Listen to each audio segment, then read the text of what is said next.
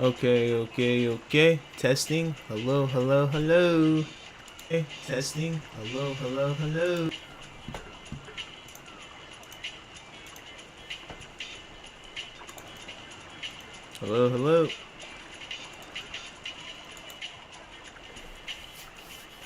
Alright, let me actually see what I'm having on screen here. Only you guys can see Splatoon Raiders on the screen right now. I can't see this shit. I gotta switch my monitor input. Oh shit. Okay. Are we good? I'm just gonna be speaking, testing out the quality and all that good stuff, buddy. Let's do it.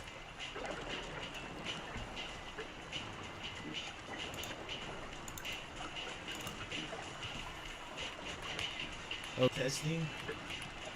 Let me actually see what I'm having on screen here. Are we good? I'm just gonna be speaking, testing out the quality and all that good stuff, buddy. Let's do it.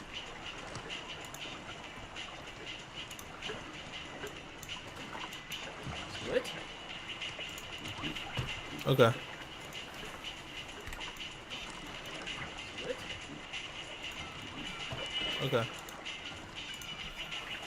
Okay. Welcome to another stream, man. Now today it's gonna be a bit different, man. I got things planned out for today's stream. I'm gonna try to hit everything. So today we got goddamn Splatoon Raiders gameplay. We gotta knock this shit out. We gotta beat this game. I've been grinding a little bit, but I still I've saved some shit for y'all guys to, I guess, watch me encounter. I've just been grinding and getting my levels up and my also getting gadgets. So as you see from my last stream, I had a actually okay, I'm going into the gameplay before I explain the whole plan. So let me backstep a little bit. Take a few steps back. Okay. Let's calm down. So boom, we got Splatoon Raiders. We also got a pretty cool Fallout video I found that I want to react to and give my input on. It's very interesting, man. I'm not gonna cap. It just dropped like 3 days ago, so that's pretty cool. And then finally, last but not least, we got Skyrim RP multiplayer, a server with 400 niggas talking in all types of weird accents and shit. Weird shit ensuing. So I'm gonna hop inside that server and see what's happening. But you know, hopefully I don't tire myself out. I'm not gonna play this for more than like 2 hours, man. So let's get some shit done, get some grinding happening. Let's fucking go. Alright, now let's check my settings out right here, or like my stuff. As you see, I've collected a lot more weapons than you might have seen in my first video of this game. Not that that's really saying much. And these playstyles differ vastly, which is really cool. My favorite so far is still gonna be like the splatter shot. I feel like it's very consistent, very good weapon.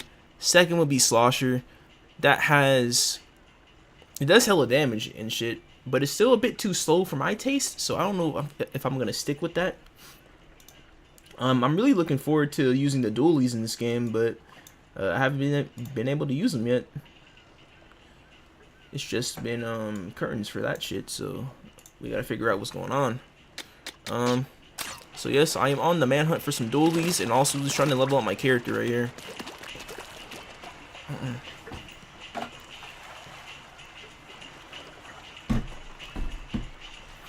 Like if I can find some goddamn dual wielding akimbo pistols, I'm chilling.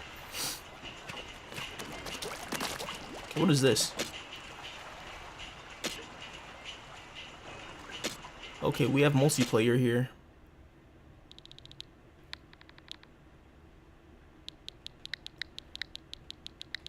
Let's type in the channel name. Alright, I didn't see this the first time. Okay, so we have local play and online play, huh? Let's try doing some raids, I guess, huh? I can make a room joinable. Alright, I think I want to do solo missions for a bit, and then I might kind of expand into that realm, but not right now. Okay, hella info I don't care about. Okay, let's see what the treasure map's looking like. All right, now I'm trying to work my way up to this plane din, this raid right here, but it's level 8. I'm scared because I'm playing on the hardest difficulty of the game, and that shit is like, even these little measly ass winning general ass raids, I'm losing it, which is kind of crazy. So before we even progress to like this area over here, which this is also above my level, let's try doing a few raids at Linnet Inlet. I feel like those names are like supposed to be puns or something, but I'm not getting them. Played in? Okay. Alright, let's get my little dick wet. Oh shit. Alright, I haven't played this on the big screen in a few days, man. And by few days, I mean yesterday. Okay. Things are looking good here. Hello, buddy. Alright, now I found some new tech right here. So, my first tech I found is I can launch this guy. Boom, launch him again. Boom. You see that? I got height. Then we drop fucking bombs on him. Boom. Connect them. Oh, damn. Me dropping that turret on him just killed them all. That was cool.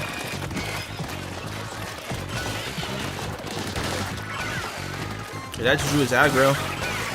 Bop, see, so I can do that little Mario jump. Bow. Bow! That's big damage right there. Come on, man. Simple. Okay. Like, I love shit like that. Shit that the game doesn't tell you that you, like, tech. It's like tech that the game doesn't tell you that you have to figure out for your own self. You know what I'm saying? That type of shit is cool. Like, I hate a game that is... Damn. Why is my controller so low? I hate games that kind of give you everything that the game does. Like, let me figure out some shit that the tutorials don't tell you, you know?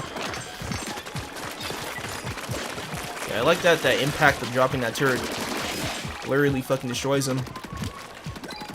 Okay, let's go up here. What the fuck? Those boosts up here? Bow. Okay, let's get out of here.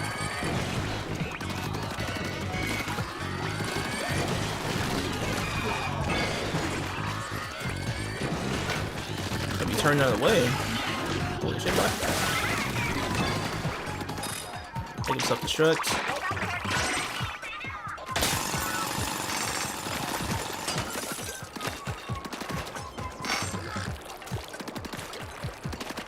Not bad. Okay, I'm gonna pause here just to check my stream quality now that I've been playing for just a little bit. See how my shit's looking. That was cool.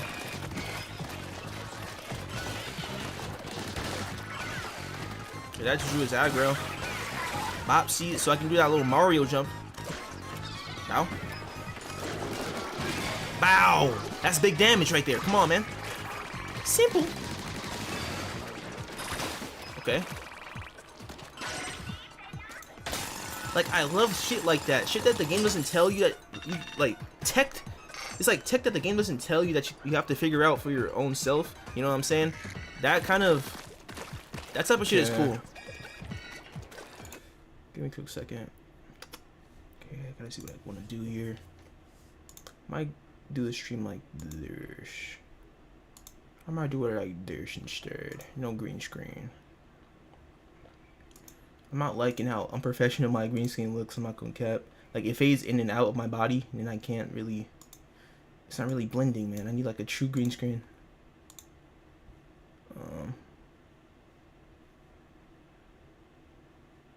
Okay.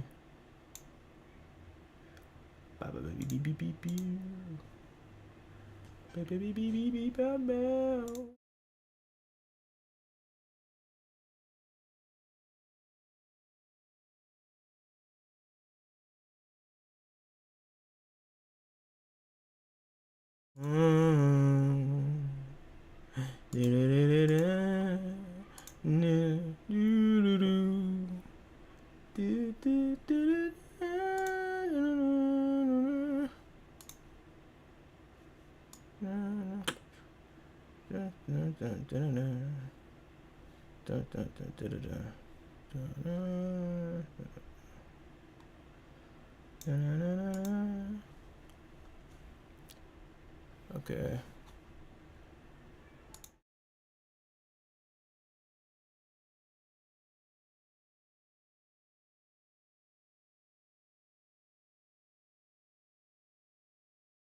Sorry guys.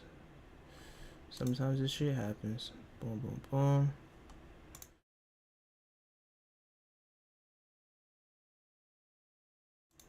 Just gotta get a good equilibrium going.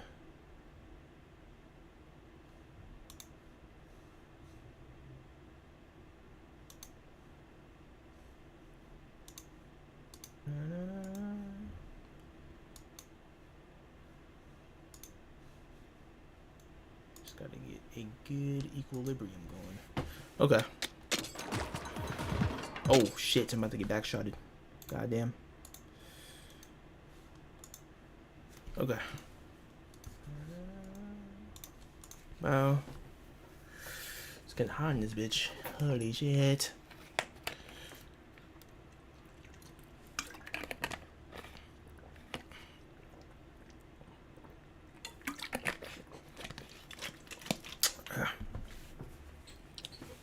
Okay.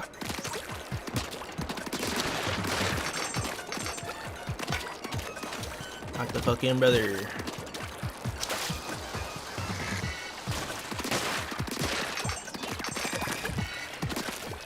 Oh, hold up, it's getting hot. It's getting actually hot in my room.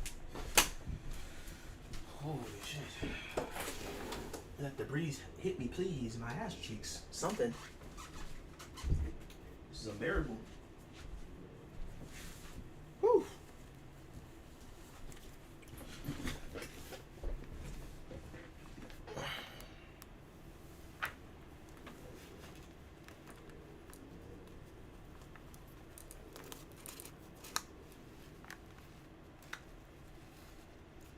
What the fuck?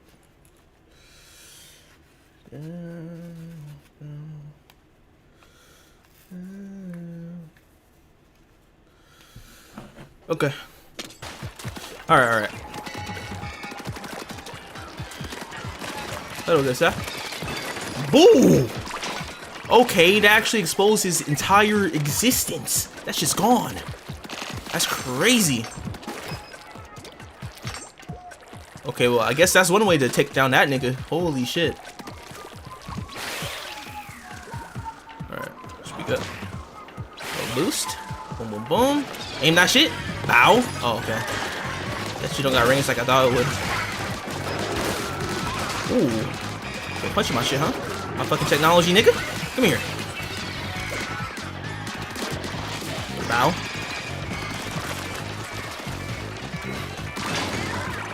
Simple. Now look, boy. Ooh, baby, baby, let me get a wider world. Alright. Yeah, if I just aim that. I can't even hit that whack ass shit, dude. Okay, maybe I can throw one over there. There we go. That's called science. That's science right there, nigga. I don't care what nobody says. What? Ooh. Okay, let's get out of here. Ow. Oh, destroy that. Wind gust, wind gust. Man, I love this game. So fire.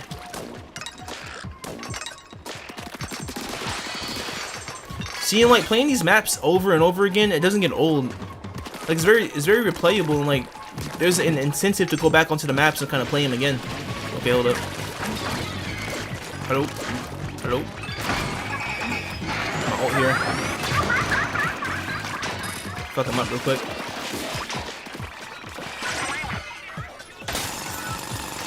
Okay, we're chilling. Give me all that.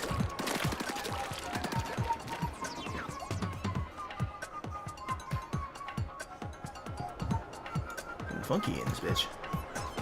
Ugh.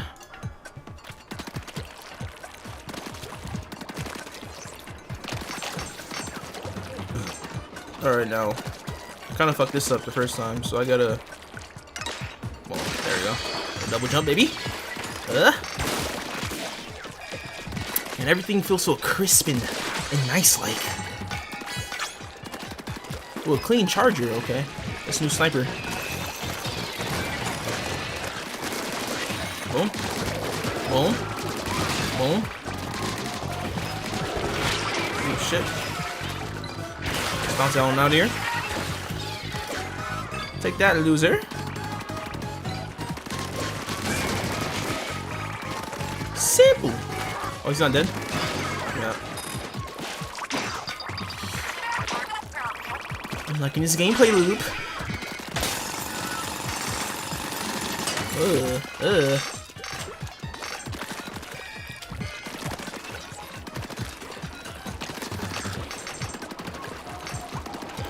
Yeah, these devs are just cooking, man. I'm not gonna cap. They got it with this one. Check. Boost. Aerial assault. Bow.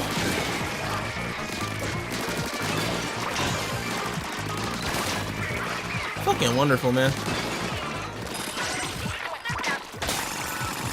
Alright, I'm trying to get like the highest yield. You see on the top of the screen right there, you see yield.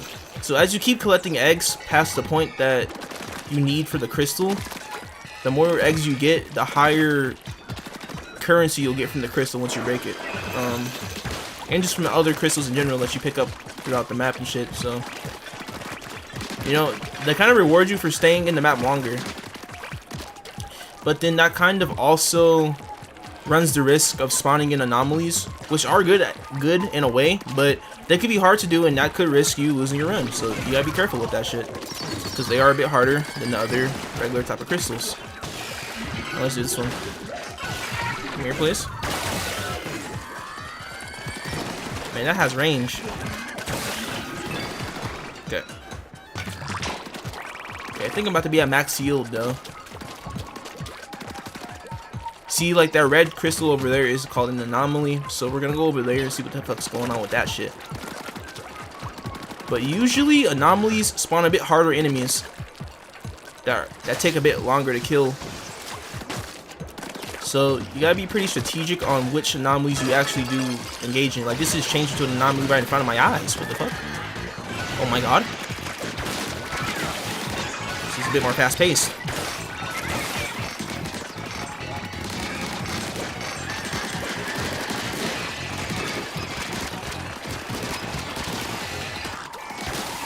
Got some way to get up. Alright. That wasn't too bad, but I imagine that the anomalies, once you get into like fucking harder levels, like I'm talking Satan, hell on earth type of levels, it's gonna be challenging. Challenging, nigga. So we gotta be careful with that shit. Anyways. Let's get this boost over here. Okay, we see big nigga Larry over there. What's up, Larry? What's up, bitch? Simple. Anomaly Goldie. What is that? Oh. Ultimate attack! Boom. How's he not dead? He tanked that? He tanked that! Whoa!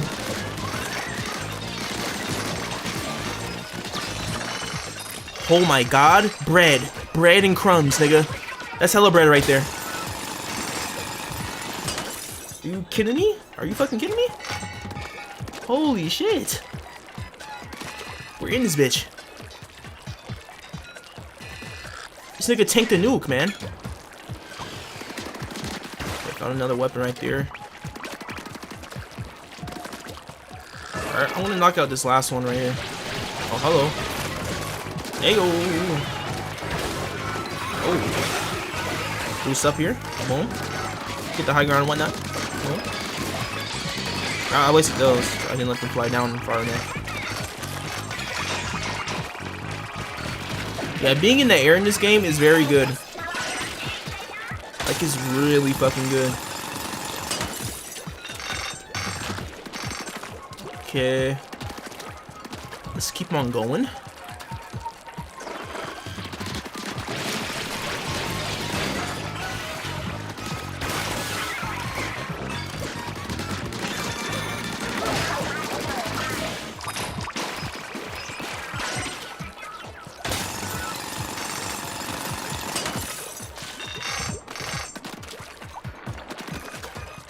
Is there any more anomalies here?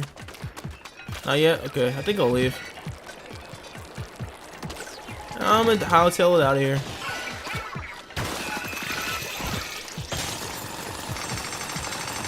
Oh my god. I got 2 times the yield. 2 times the yield? That's crazy. Give me that loot. Nice. Okay. I'm really feeling it. Okay. Good run, good run. Let's see if I can increase my gears level and shit. So go to mechanic shop. Okay, yep. Upgrade my tanks. I feel like I should dip and dabble into the weapon damage, huh? Yeah, why not? That could be useful. I gotta give it to him. That could be useful. But those gadgets are very useful as well. Like, they do the most of my damage anyways. Okay, and then we can check out the gadget workshop just to see what we can build here. Okay, now I'm wondering how many gadgets are in this game. The high fiver. Shoots 5 simultaneous lines of ink that bounce off terrain. The static lines damage sound noise.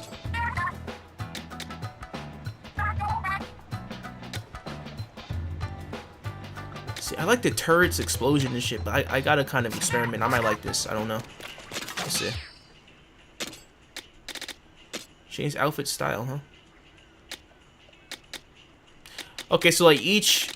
Okay, so there's three like base rows of the outfits, and then within each of these rows, they have different variations of the outfits. Okay, that's cool.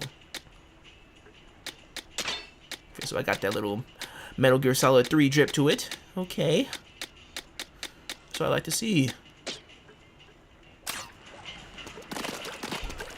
I'm still sad that they didn't let us like actually get to customize all of her drip, but I also saw I saw that the argument for that was that we're on a fucking island, right? How can we really pick and choose our drip? Which I don't understand. Like, if we have the drip that we're wearing right now, we have 3 outfits, we should be able to mix and match that shit. I don't give a fuck. It's not like we have limited resources. We have drip that we can choose from. What the fuck are you talking about? But that's my rebuttal to that. Oh, that shark's fucking diving in the air. Okay. A little steezy with it. Fuck y'all talking about over here. That nigga flexing on the hose. Ugh, okay. I see you, Big Sean.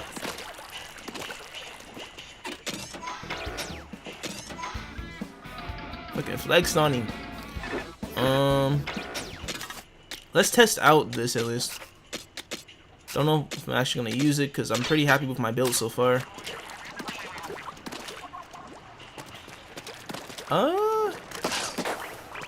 What the fuck? Oh. Okay, so it's like almost like a claymore or some shit a little bit. Like, if you walk within this line of sight, you take damage. I know that the claymore wasn't the best weapon to use for that example, but you get my drift. Still, I feel like that could be good. I feel, especially for like big enemies, you know, to where you'll get like multiple hits off because of how big that their hitbox is. But I don't know if I want to use that just yet. Let's lock in with my build I already have here. Yeah, this bomb balloon is really fucking good. Okay, let's tinker around with this shit. Okay, that's I can edit here.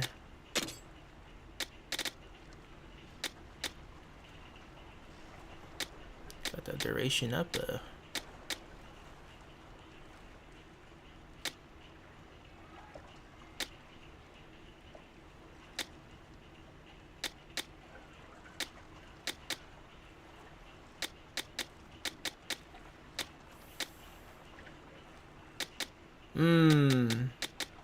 Okay, I don't really care about the explosion finale too much.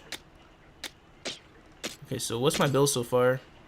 Yeah, like, having level 7 for that is, like, kind of redundant. I feel like the first explosion of the explosive placement will be better. And then I kind of equalize that with this right here, so that should be cool. Okay. And then that gives me room to add some other shit that I could do. I kind of want to increase my range, too.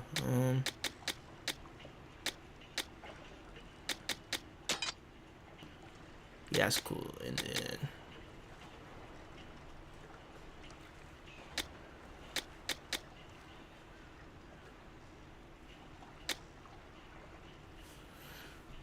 See, so I wonder if the levels, like it says 2, 7, 5, 3. I wonder if that also kind of pertains to the damage it does, or just like the range, or like the area bubble of it. Because I know it says small, large, and medium, and that kind of correlates with the level. But I feel like the damage also does, but it doesn't say any damage numbers here, so I can't really see that. I just gotta assume that that is what that means. I do know I definitely want my range up though, so I'm gonna get that. Okay, I feel like that's a pretty balanced turret right there. That's pretty good. These are lame. I wonder if I could like scrap these for something.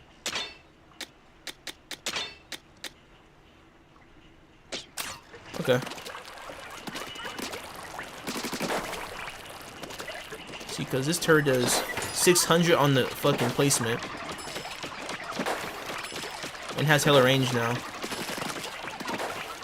Yeah, that's just going. Okay, I warmed up a little bit. I'm level 7. Let's take on this. Chowda Buried Ruins. Chowda! Okay, Chowda. Let's go. Let's fucking go, man. It's underground? Oh, shit! Oh, this fucking music is crazy. What's going on? I'm scared. Boom. Who's up here? Bow. What is that? What is that? Like a guillotine, nigga? What is that? Oh. Never mind. It's just like that air thing that they usually throw. I thought it looked so different to me at first. Boom. Alright, not too bad. We trained for this day, motherfucker. Watch this. Kill him. Boom. Simple as that. Well. Connector, deflector. Oh, this is simple. What are you talking about? I'm on the hardest difficulty too. It's just simple. Fuck off me, nigga. Come on, bruh. Boom. Boom. Bum. Bum. Simple! You're not fucking with me! Okay, round 2. I'm scared. This is what I was saying. I'm scared, but I'm not. Watch this. Evil! Oh, I forgot! It doesn't aim downwards! I wasted that! No! I'm about to die! Nigga! Stop the fuck out of me with the fucking frying pan. Oh my god. Okay, I got too ballsy. I thought I was gonna kill him. That's why. God damn it.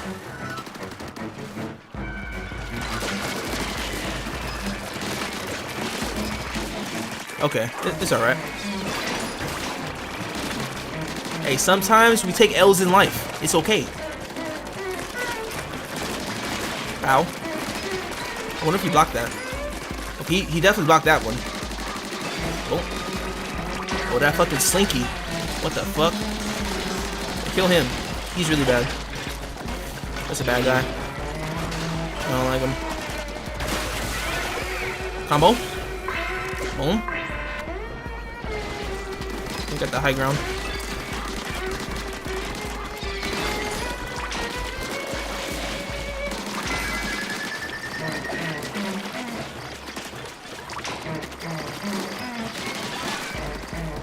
Lose. Kill him.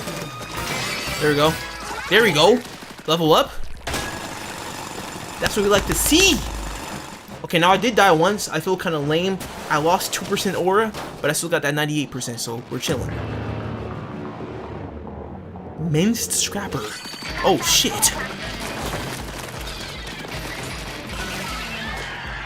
What the fuck?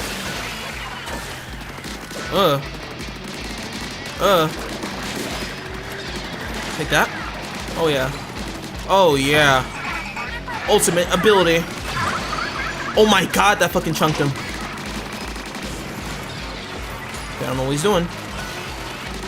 What's your plan here, mate? I need assistance.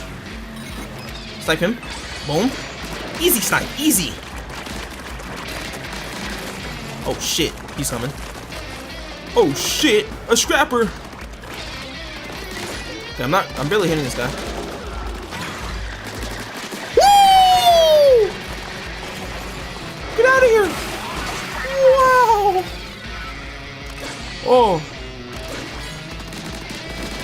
Connecting. Flurry. Okay. Okay, I actually hit this guy. Oh, I'm not even damaging this guy. It's right there. It's right there. I might lose this. Oh shit. Okay. It's fine. Come on. Boom. Come on. Rotate around them. Come on. Come on! Buzzer beater gameplay. What a win. Oh my god. Oh my god. The buzzard. What are you talking about? Okay. What a win, ladies and gentlemen. That was crazy.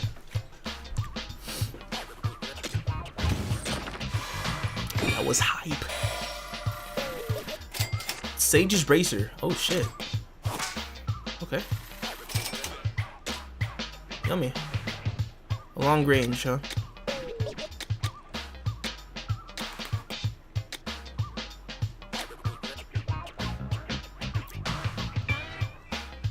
Appears to be a bracer with an impressive eye pattern.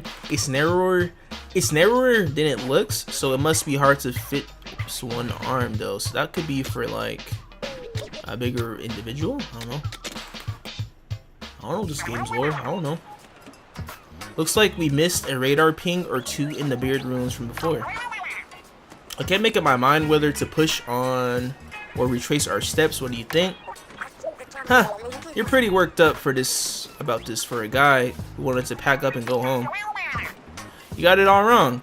Wanting to go home soon is why I'm pumped for treasure. Yes, yes. Keep telling yourself that, fiend. You dropped something, big man. Fuck is that? Rusty ass ticket. The hell is that shit? Is that paper mache, my nigga? Oh yeah, I meant to show this to you. A metal plate. Oh, that's a piece of metal, huh? Look closer. It's pretty rusty, but isn't there something written on there? It's definitely some, alright. Huh. Though it's hard to make out what it says. Singing is the key. Something something opens the way. And what's the point? About gold? What?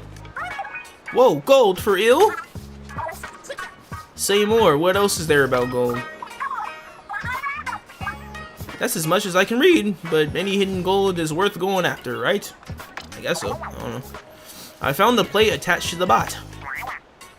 Feels like we're relying on a bunch of the bots. What? I said that wrong. Let me say it again. Feels like we're relying a bunch on the bot. Actually, is it leading us somewhere? The bot's leading us to gold. It's possible, I suppose. I don't get the singing is the key part means, but we'll know when the time comes. Okay. I guess we'll know when the time comes then. Fuck it. This could be our big chance to bring back a fortune. Hitting gold. Leave it to us to hunt it down. Alright, I guess this game turned to the gold rush from fucking 1904 and shit, nigga. Let's get that gold. Let's tinker a little bit though.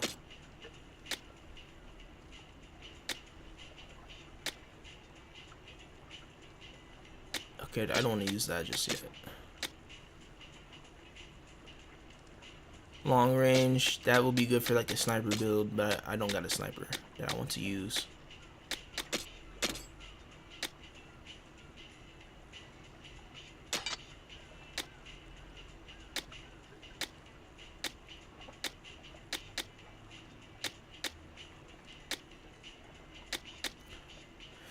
Explosive damage up, and then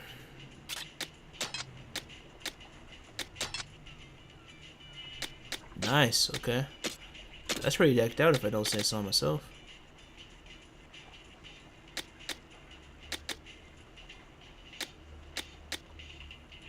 Okay, I have this equipped right now, or do I?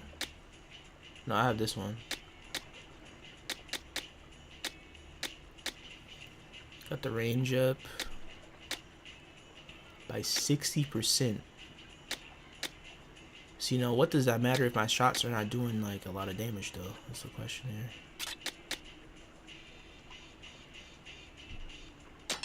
Yeah, I'd much rather, like, balance that shit out.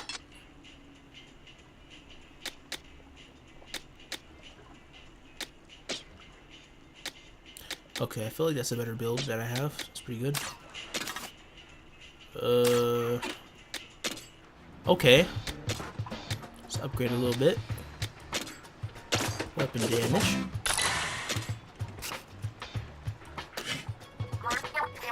Can't make anything new yet. Okay, let's go back into the fields then. Go back into the hill we go. But before that, we're going to rikuwru Island. You thought I forgot about that shit? You thought I forgot about that shit? No. 3 relics. It's up to you whether you go back with a different tank or raid a new island. We're going here first, man. We gotta get that shit. We're level 8 now. We're big niggas with big dicks now. We're gonna fucking win this shit first try. Let's go. Sub level 1. Ooh. Doing a little fucking cult ritual over here, man. What's going on? Shit. There we go. Hey. Well. Stop that shit. Boom. Catastrophic. Get her pushing that motherfucker. Oh my god.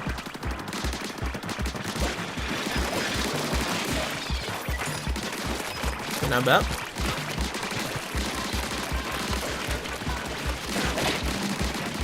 Damn, they hit for a lot. Good turret placement.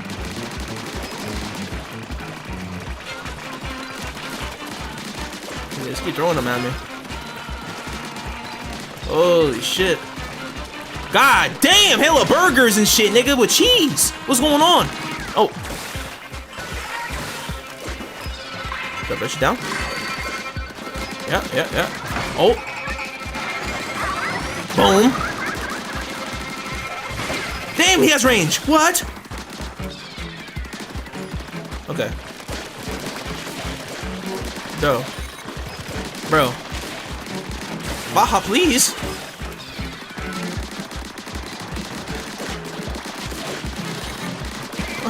Kill him now. I'm so close. Damn, I gotta be fast as fuck with that shit. Okay, what's with that one? What? Golly!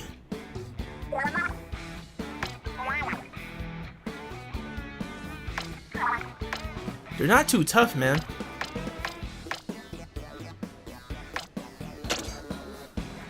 It's just that, like, I gotta keep killing them hella fast. Alright, I'm probably not being efficient enough. Like, a little bit, but not enough. Okay, come on. This is very timed. Yo, holy shit. Gotta be in their face.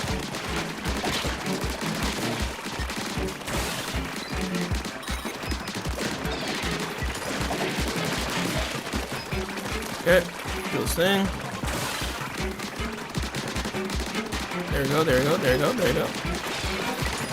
It's hard ass raid. Boom. Okay. Nice. I don't know if I'm actually making progress, but hey. Oh shit. Oh. Good little combo. Good little combo. Alright. Now when they start throwing those burgers, I'm scared. Like this shit, oh my god. Hella burgers, nigga. Oh. Line it up. Okay. Stronger, faster. Fiercer. Okay.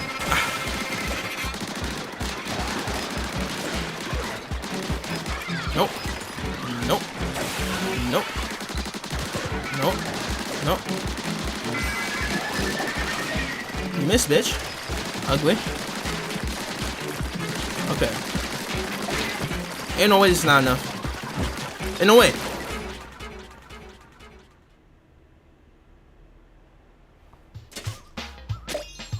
Okay, I mean, I guess I leveled up at least, right? Okay, maybe that's the level I need to actually best this situation right here. Okay, I got 30% damage up. How am I losing this, right? Come on, man. Okay, again. Okay, alright, lock in. Lock in. Kill everything. Go. Go. Go. Go. Don't me stop. Go. Come on. Come on. Come on. Kill him. Yep, yep, yep. Just keep spamming. Yep, yep, yep, yep. Just keep them coming. Come on. Come on. Come on. Okay, bitch. Come on. Bitch. Come on, bitch. Okay. Ooh. Okay, not good. Yeah, I cannot get hit a lot.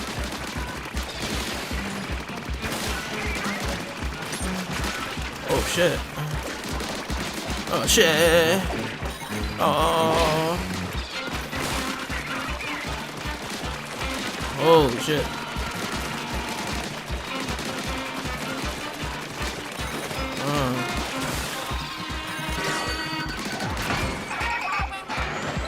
Perfect. Okay. Nope. Nope.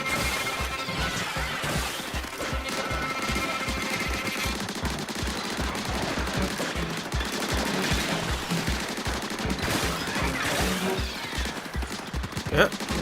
Come on. Mate! Mate! Woo! Come on! Oh my god!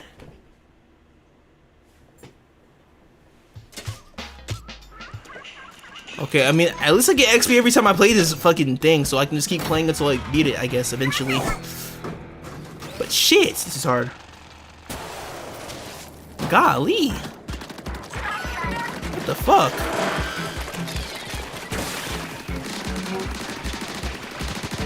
This shit takes so long.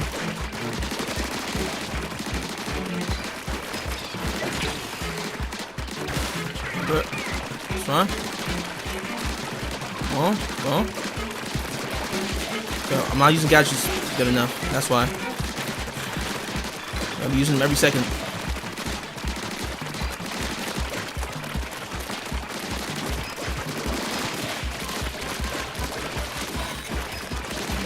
Let mom rest. There you go.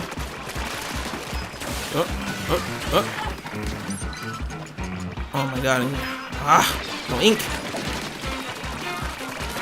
Okay. Where the burgers at, nigga? Burgers, come on. Okay, I'm in this field. Okay, I'm gonna save this. Right there. Good. Good. Good. Very good, very good. Very good. Okay, come on. Come on. Come on. Come on. Come on. Come on. Come on. Come on. Come on. Come on. Come on, get there, bitch. Yeah!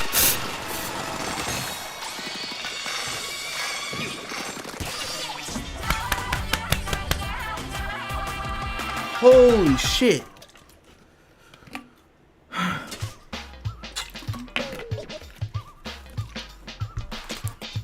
Yeah! Nigga! Ooh, a red gemstone. Whoa. Give me that shit, man. I will never use this weapon. Hell no, no bueno. I'm not using that bullshit.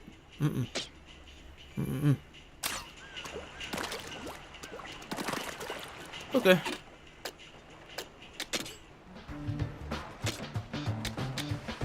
Weapon upgrading. Whoa. Okay. That's something new right there. That's some new shit. Okay. The weapons are starting to pile up. It's about time we had a place to put them. We could use it to upgrade them too, maybe. Like we'd have weapons do weight training or something? What the fuck are you talking about here? I think the mechanic grinds spirit light shards into powder and uses those. Is that how it works? Oh, the spirit light shards are like protein for weapons, so that's how they bulk up. I assure you, there's no weight training involved. What great writing, guys. Fantastic fucking sensational writing. Something even not even Thomas Edison can come up with. Nigga, Albert Einstein, the greats. No one's touching his writing right here.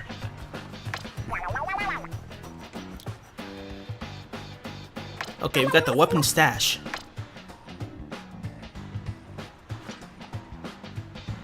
Okay, I don't care. Oh, mod weapons too? But this is already level 7. Oh, okay, so I can only upgrade a weapon 5 more levels than it already is, huh? Okay, I see you, I see you.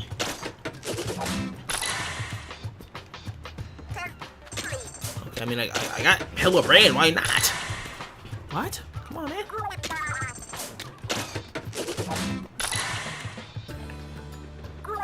Okay, I think we're getting a max level weapon today, baby.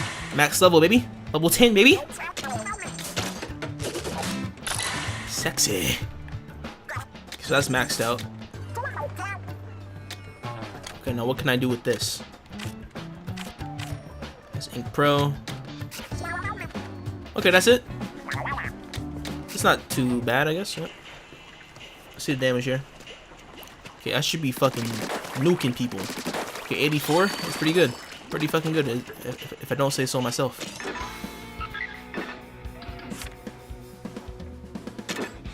Okay. Oh shit.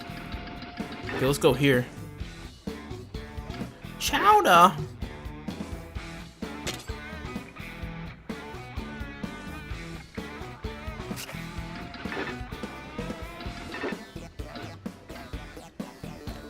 I don't know what these 3 chests actually mean. What does that mean? Is there more shit I can do there? What? I'm scared. I don't know what that shit means.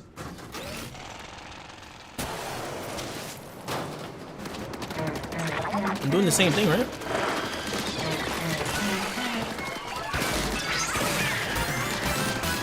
Beautiful. You like leveling up in games.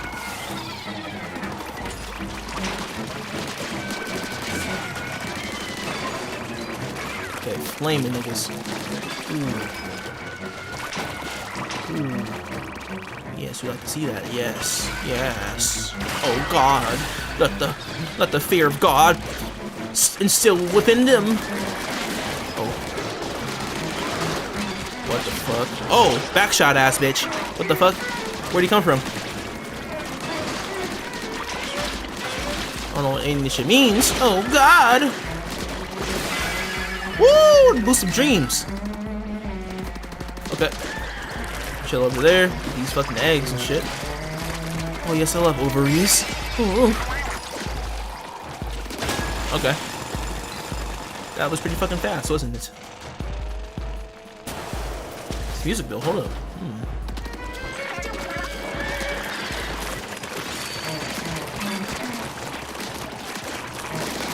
I'm saving this ult for the final boss. Out. Right here. Oh. Fries. Fries. Snipe him. Pipe him. Fucking slinky ass bitch. Come here. Pots and pans ass bitch. Fuck out of here. Get the fuck out of there. Oh, two of these motherfuckers this time, huh? Let's knock you down in size. Weave. Ooh. Expensive ass attacks, okay. I like it.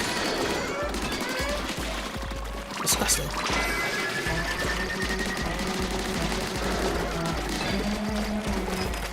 Out. And out. We're done. We're fucking done. Another level. We're going down, nigga. Down into the dumps. Okay, same boss. Yeah. What's up, bitch? Okay, so let's focus on this guy. Nope. What's up, man? What's up? Oh. Okay, let's backshot him right here. Woo! Woo! Okay, I might die. Ooh, I don't like that. Oh. Wow. Oh, we're comboing this motherfucker. He's getting debilitated fundamentally, nigga. Oh shit. Oh, don't get crushed. Okay, get out of there. Oh, he's dead. He's dead. Fries in the bag, nigga. Fries in the bag. Give me that shit. That's a speed run right here. That's a good run. Why is she putting her ass cheeks on my treasure chest, though? Jesus. Ooh, new weapons. That's not bad. A moment, please, mechanic. Ooh, this song, though. Relax. You're not in trouble. I wanted to ask about my showstopper. You don't get caught up in it when Master Mega and I charging. I can't see very far in front of me when I'm steering, unfortunately. Ooh, that's bars. So I'm not the best judge of whether anyone's getting injured. Ooh, don't get me wrong. It's not you I'm worried about, it's Master Mega. Any blemish on Master Mega's splendid shark skin would disgrace the whole Jiro clan. But if you are not getting underfoot, then I can use it very free. I'm still refining my showstopper with some more experience. Yeah. Ooh, it'll grow to be unbeatable. Everything with you is just the experience I need. I'm profiting from it in more ways than one. As such, Master Mega and I look forward to our continued partnership. Ooh, that's a fucking song. Put that on an album. God damn, I'm good. I'm good at this shit, nigga. I'm a streamer. Alright, anyways, ooh, new drip? Ooh! All black drip. All black fit, bitch, I drip like a ninja. Hey, okay, come on, give me that shit. Thank you. Thank you, sir. I love me a good weapon, bar. Okay, I will never use this in my life, though. What the fuck is this weapon? Get the fuck out of my face with that shit. Hell no. Okay.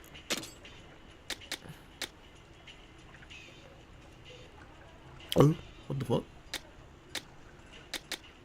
What the fuck is this?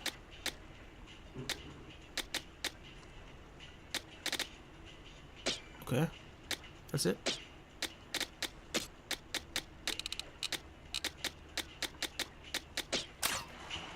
Okay. Let's upgrade my character. And by that, I mean my weapon tank.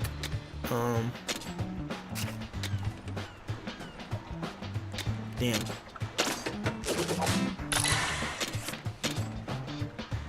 Oh, release limiter. That's an interesting system. Okay. So you have to upgrade everything in that limit before you can break your limit like Cloud Strife. Okay. More relic powers.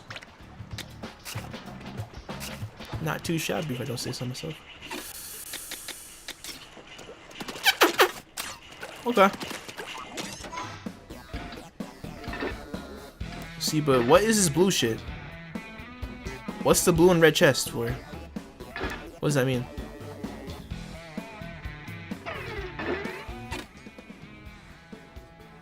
What does that mean? What? I wonder if that was that explained or? Huh? What? I'm lost.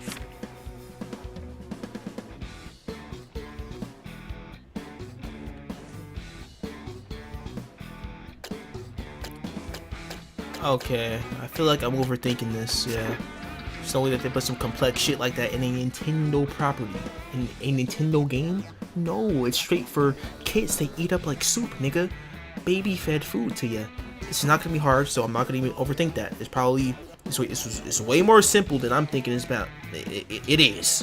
Because I'm making it seem like this is a mathematic equation made for Albert Einstein to figure out for 10 years, nigga. It's not like that, so I must be tweaking. I'm just gonna ignore that shit for now. I'm going to the Pippiani Cliffs, nigga. Pepperoni Cliffs, okay. Pepperoni Cliffs. Yeah. Okay, I'm going there. Let's go. What the fuck? Ooh, that's Aura. This place looks like Dark Souls 1, nigga. Why is it so fucking dark and gray and shit and desaturated? What a rush. Ooh, this is kind of cool. What is this? Alien? Is that an alien? What is that? Whoa! Whoa! What is that?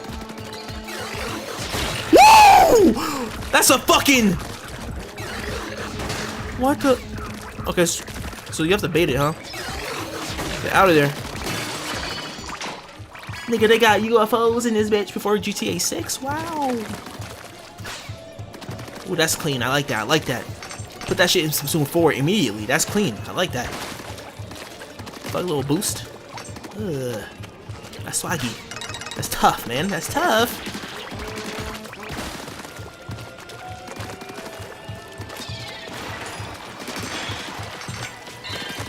Salmon's lid. Slamming lid.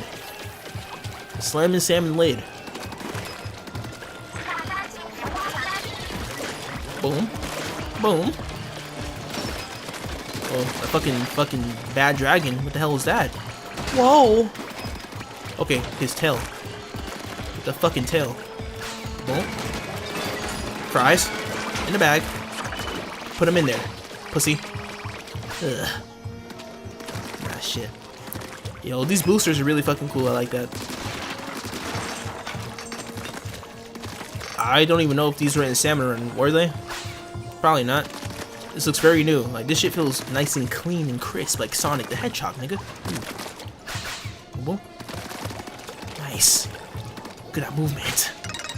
Like a fucking anime character. Sasuke Uchiha, nigga. Come here. Give me that loot, baby.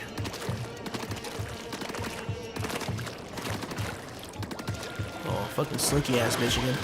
Nope, kill him first. You're getting fucking gutted. Sit the fuck down, you pussy. Ooh, okay. Okay, big dog. I know that you play like that. Oh shit, kill him. Kill him, kill him. Kill him. Kill him now. Kill him before it's too late.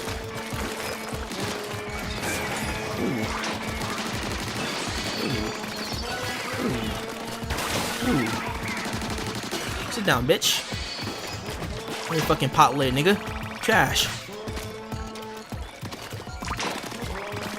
Yo, this nigga's just playing on the trumpet in this song. What the fuck is this? Nigga's autistic with that shit. Okay, I like it. Direct hit damage up. What is this? What type of torture is that, nigga? What was that? That didn't look like a fucking enemy that wanted to be there. What the fuck? Being swung around like yo-yos on a fucking stick. Nigga, that's in hell. What are you talking about? That's scary.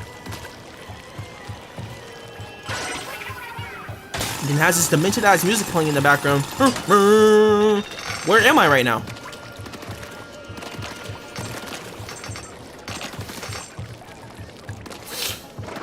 Oh shit. Here we go. Boom.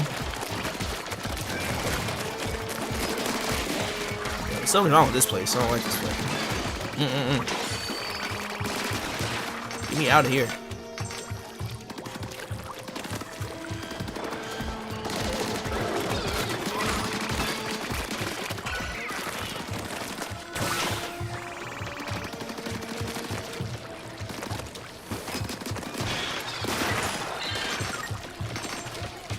I need all that. Thank you.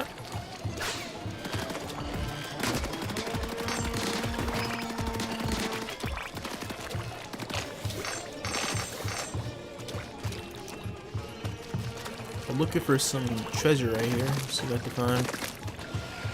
Just exploring a little bit around Nauvoo. That's not the word, right?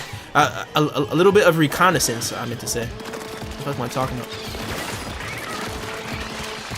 Oh hell no! Oh shit!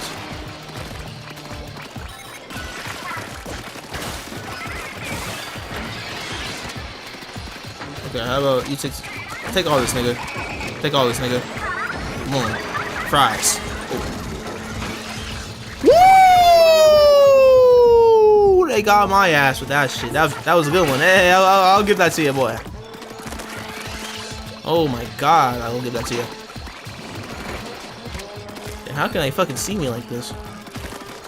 That's why I take these guys out every time. They do not play.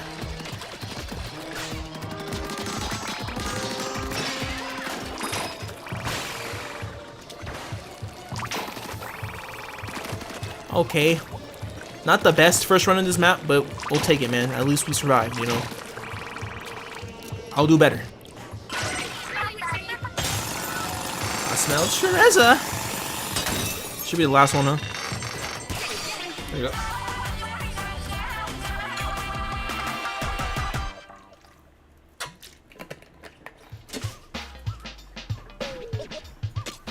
Okay. Little Menace.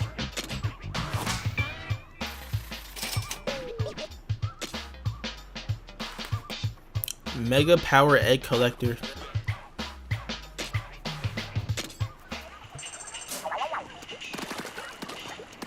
My compass is going off.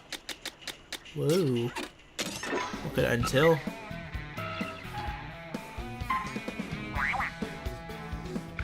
Damn nigga, I got 3 compasses up there? What the fuck does that even mean?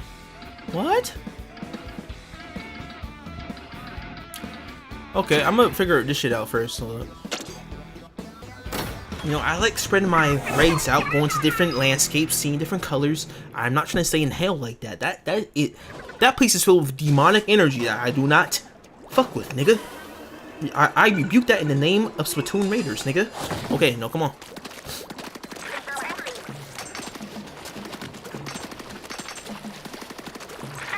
A little tropical island.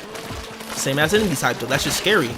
That enemy does not want to be alive, nigga. Look at that shit. What is that? Are you serious? Ring around the rosy. Ass enemy. Oh.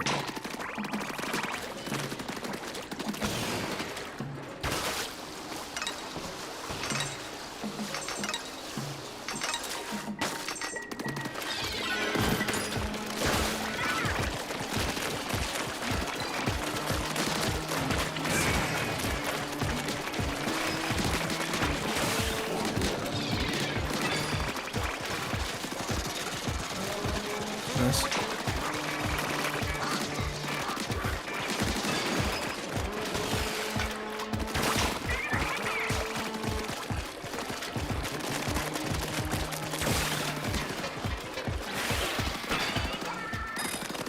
Kill that motherfucker. Holy shit.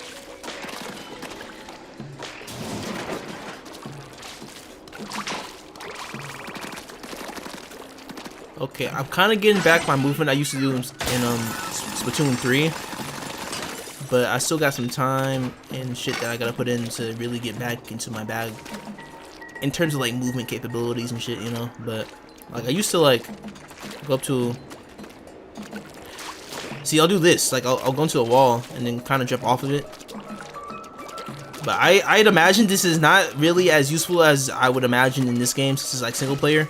Like tricks like this is supposed to kind of throw off your actual person that you're fighting against, like an actual enemy with actual intellectual prowess and shit, not a fucking robot. So I don't know if this should even matter in this game, but we gotta see.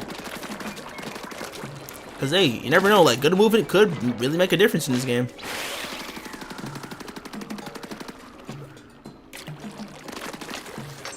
But I feel like in general, the movement for this game is a lot more macro than micro. Like you gotta make big ass steps to get away from enemies, not little micro steps like this. Like okay, I'm gonna jump here and then go here. Like nigga, that nigga does not matter. He's swinging at you still. What are you talking about? He's not really worried about your fucking micro movements like an actual person would be. Let's kill this guy.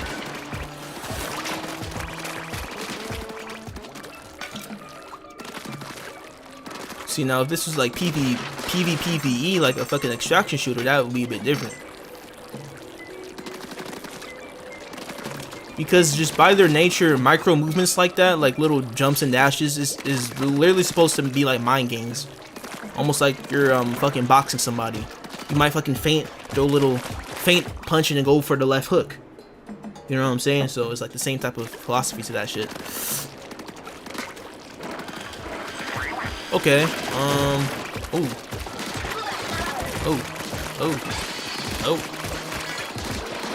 that nigga, see, he's about to distract from this guy, because he's a fucking piece of shit. Kill him. Oh my god.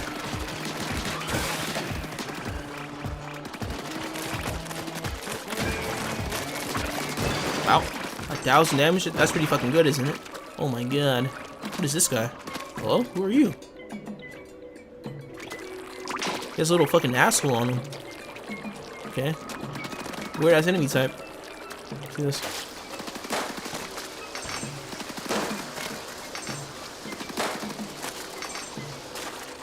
I feel like I left the area prematurely for exploring. I'm feeling bad about that. Hello. Hi. Oh.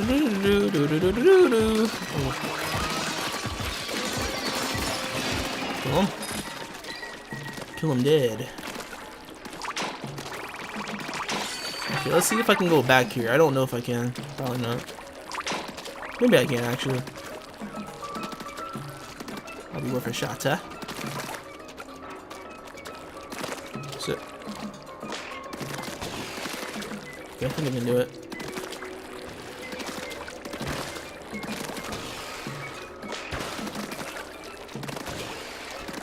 Man, I love moving in this game. It's so fucking smooth. Okay, go down here. Oh yeah. See, I left some fucking boxes over there and shit. I get that. You know what I'm saying? You gotta take your time exploring video games. Don't just keep running to the fucking end of the level. Keep going, look around, use your eyeballs, nigga, enjoy the space. Like, people were paid thousands of dollars, put under pressure to make these boxes sit like this on this pond in this water, nigga.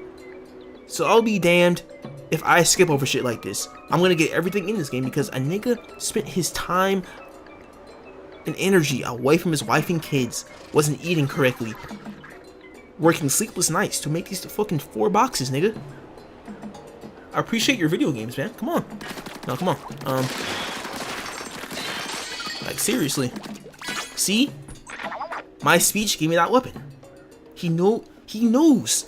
Whatever his name was that put these boxes here, he knew a nigga like me was gonna find that shit and appreciate it, so he gave me a weapon. Simple. Okay. You can be like me if you appreciate your video games. Do not just beat games hella fast. That's not the point of a video game, my nigga. This is art. God damn, I got a little emotional, started slobbering on myself and shit, but seriously, this is an art form. We have to appreciate everything about this. Did this respawn? Okay, I thought they respawned from this fucking little pot of piss. What the fuck is that? Okay, let's go this way.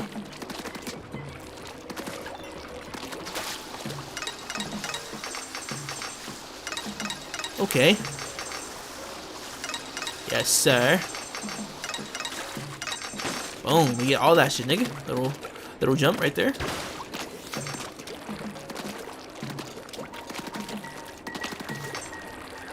Yes, sir. Alright, wait, is this a sponge? What is this? What is that? That looks scary. I don't like that object behind me. What the fuck is that bullshit? Okay, this nigga just be doing shit in the background, bro. Boom. Boom. Sit your ass down, boy. Sit your ass down, boy.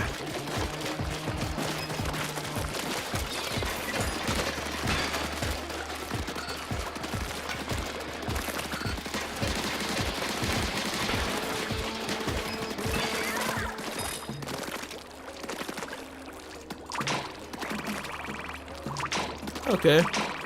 This level wasn't that hard to beat. Not bad. Found a little treasure. Got in and out of that motherfucker like a pussy. Simple. Get in, get your nut, get out. Simple. Treasure!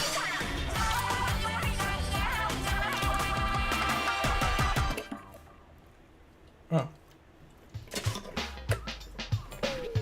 Hey. Hey, hey.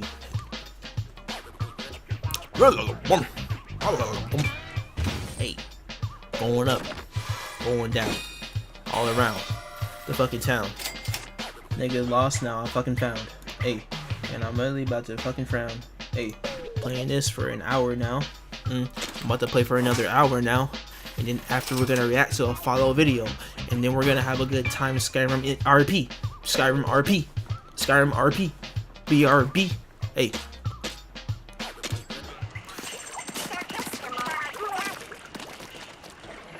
Okay, I get that my compasses are ringing, man. I get it. Oh my god. And my asshole and my earhole at the same time talking.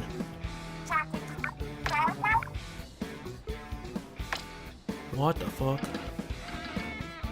Okay. Level 11?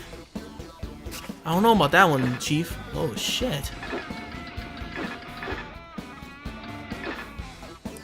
Okay, I'll take this one. Spaghetti din. Let's get us some money. Okay, Mr. Krabs. Okay, I see you.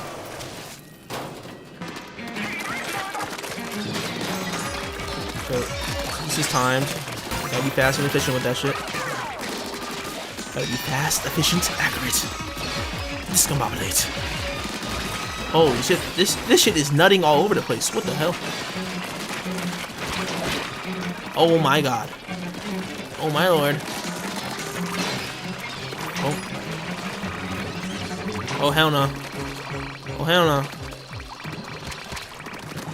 Nope. Nope. Nope, nope, nope, nope. Sit your black ass down, boy.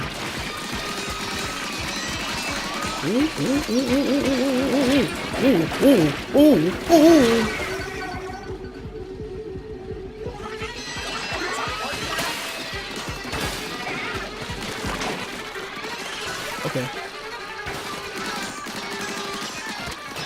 This is hard. Holy shit. Like, you have to actually weave this shit. Oh, brother. I couldn't even get my ult off on these motherfuckers. Jesus. What the fuck? Oh. Alright, come on.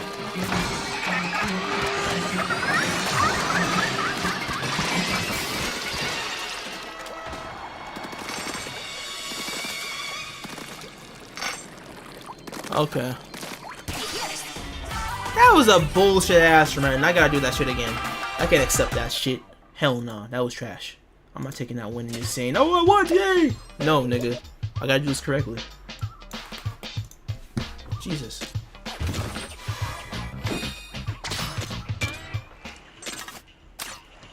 Okay, let's upgrade here.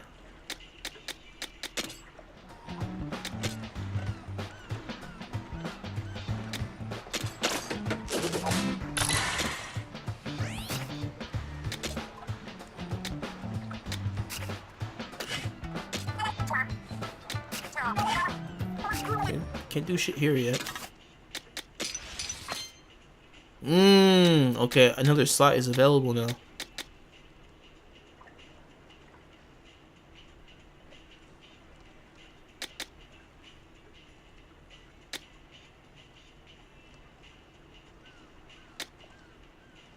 Let's use that. Get that ink usage a bit higher.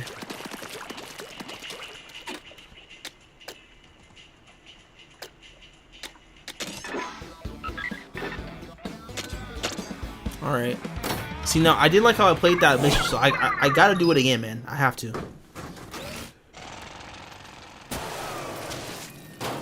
Okay, come on. Okay, so gotta be moving. Okay, so let's actually have like a game plan here. Okay, we need ink everywhere. Pause. Okay, so part of my plan.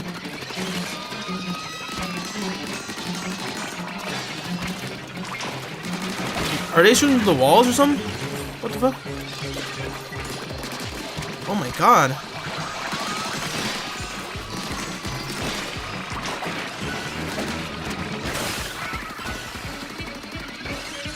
Holy shit. Ow. Take those. What? Oh. Oh. Oh dear.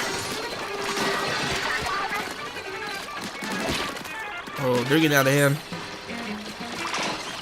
Whoa. Oh shit. There's too many over here. Oh my god, there's too many. Kill them now. Holy shit. A lot of eggs in my basket. Holy shit. Okay, see, that was better.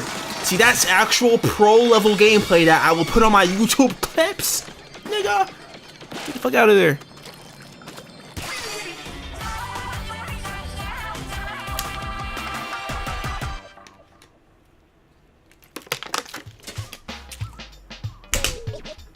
Alright.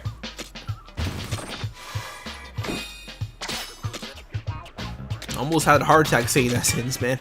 Holy shit.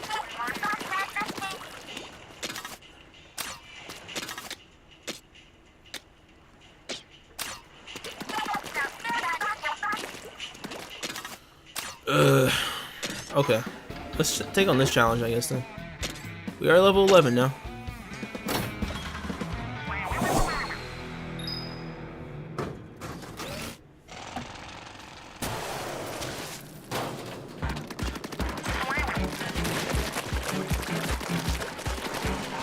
What the fuck? Okay. Being goddamn blocked. Okay.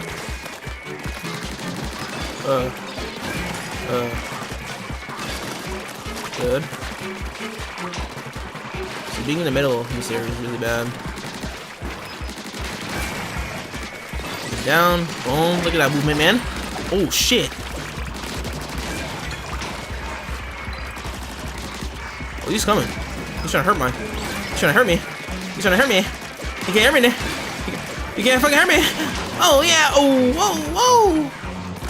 Whoa! Whoa! How radical! Okay. Fucking chief. Why so many on this fucking screen right here? Okay. I got motion. This is not motion. I don't know what it is. Bow. We need more. More firepower. Woo! I won. Give me that. Give me that. Give me that. Oh, that's not enough? That wasn't enough. Wow. Crazy. Okay, that wasn't enough firepower. Shit.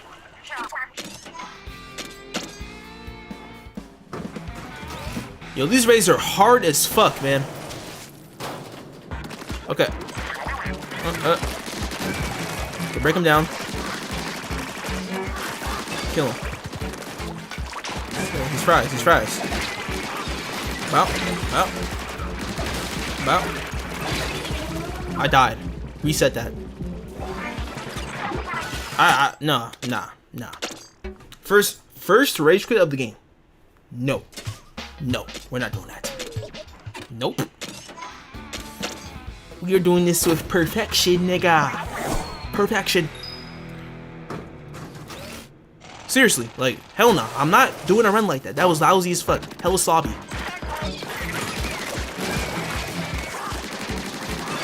Okay. What's up? Where is he coming from? Why does he have high ground? What? Nigga, you're not Obi-Wan.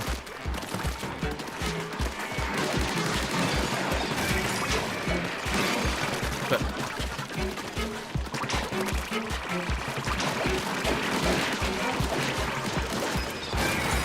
Oh.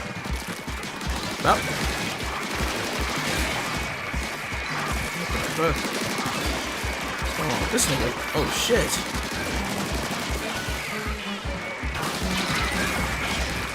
God damn. I don't know about this level. Holy shit, that's hard.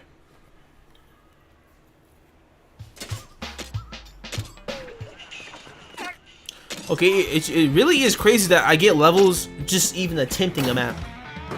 Like, that's crazy. It's like you literally can't lose after a certain point.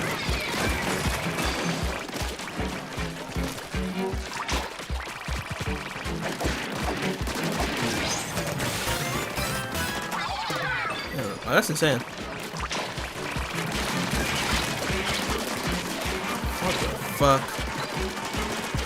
Okay, yeah, being in the middle is really bad. I'm gonna get out of this middle. Free something out here. Yeah, you just get flanked.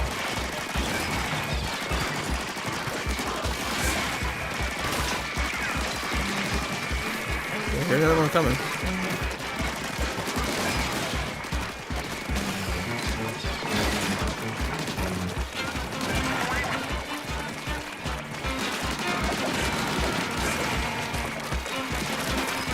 I'm trying to be very careful with this.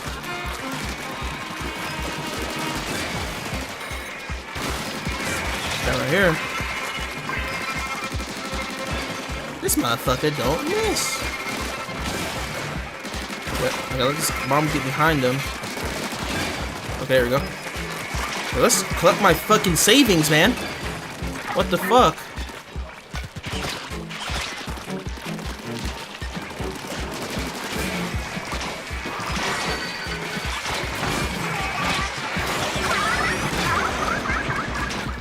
I probably lost. Yeah, I lost. Damn. That's a tough one. Okay, you need very good positioning for that enemy or else you're fucked because he just blocks everything that you do. Ready to power up, huh? What? Oh my god, hella nut. What happened? Super duper tactical tank! Tank Vortex ability now available. Activates when exiting swim form after being submerged in ink for a period of time. While active, a vortex that deals damage spawns around you, which also has a chance of fermenting salmonoids, huh? Yeah. Okay. Crazy. What? Ooh, that's hard. That's that fucking Toji drip. I like that. That's ball knowledge right there. Okay, let's level up, I guess.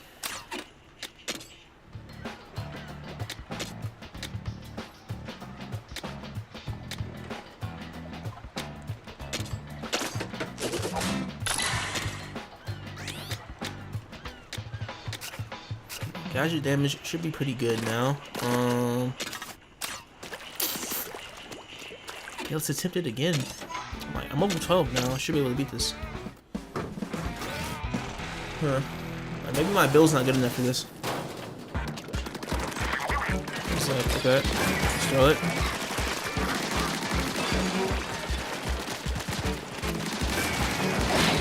What the fuck? I can't even see. Why did everything get harder? This shit got harder. What the fuck? That was cheese and burgers, nigga. That was trash.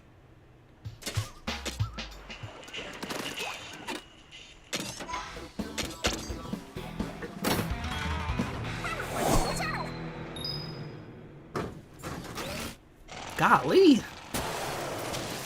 Okay, come on.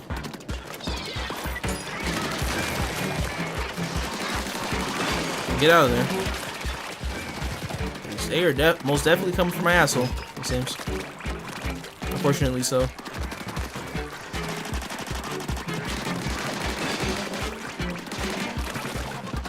I'm gonna try a different approach here.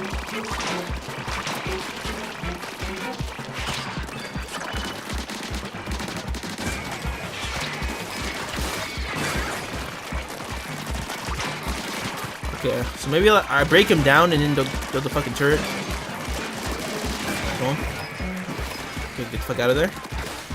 I gotta keep moving. Looking around. Alright, good. See? As soon as I go inside that middle, I get fucked.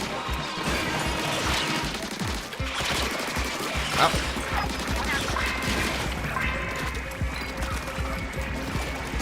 Yeah.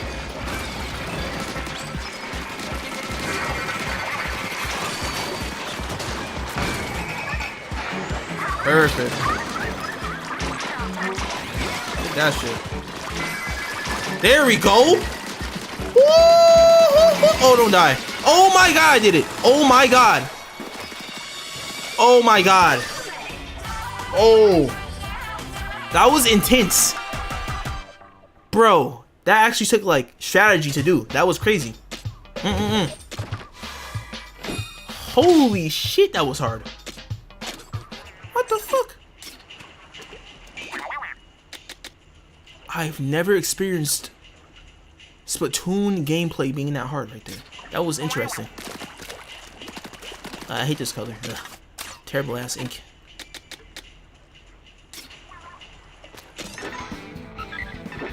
Okay. Let's clear this out.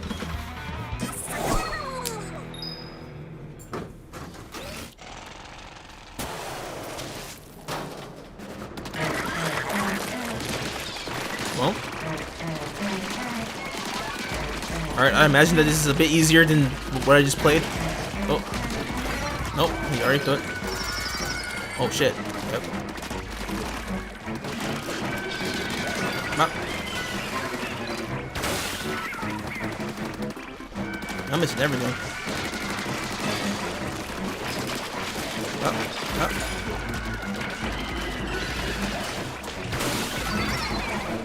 I hear you do it. Holy shit. Alright, I can't be. I'm kind of dilly-dallying. I'm not really getting eggs. Let's get my egg game up.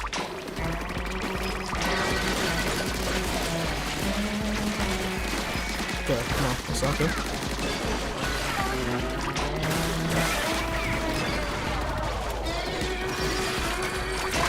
Ooh. Okay.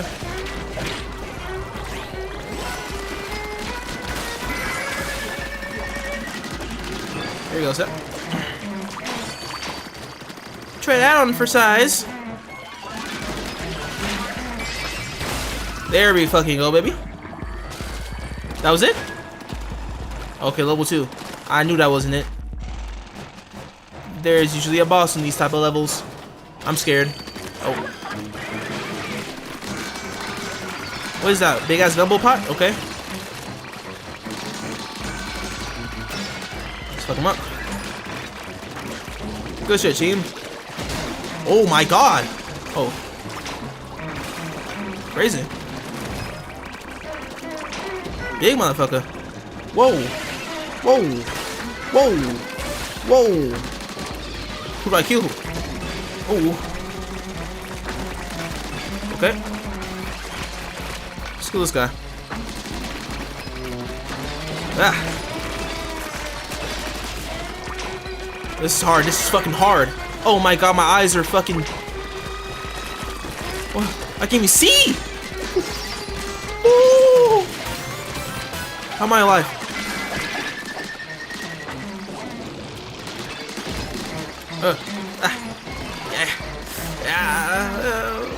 Oh god! Help! Help! Help! Oh my god! Okay. Woo! Level 3? I don't want to keep going, nigga. Big nigga. That's the big cheese right there. I'm talking Swiss, Parmesan, provolone. Oh.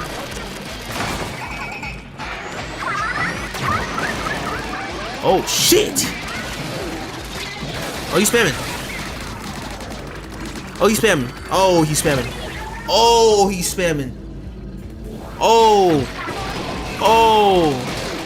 Oh. Oh. I don't even know what to fucking do. Damn, he's spamming. What the fuck? Okay, let's kill this guy. Wow. Okay, shoot the guy I actually wanted to shoot now. Ooh. So this guy just be throwing curveballs at me. Out. Out. Out. Ow. Ow. Okay, we're cool. Woo! I'm dodging. Okay. Weave, weave, weave. Oh yeah. Oh my god. Nope, nope. Ah, ah, ah, ah. Come on. Come on. Come on, Jack!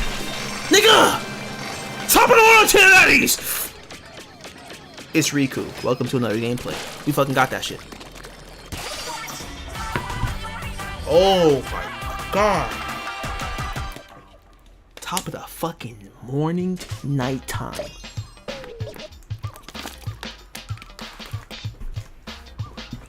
Okay. Let's chill out. You know, this was not anything, bro. Okay, just a little ass quest. Got a little win. Nothing crazy. Let's keep moving. I'm a beach bomber. That does not sound like a title I want to be. Nigga, fucking Pearl Harbor, nigga? Fucking what are we bombing? Or what are we talking about? Holy shit. Golly. Well, that looks crazy. I don't want to go there. Question marks. Question marks. Izakiya Island. Okay. Dangerous, but the radar says that a huge treasure's there. We gotta risk it for the biscuit. We might find the hidden gold sooner than I thought. In that case, maybe I should tag along for this one.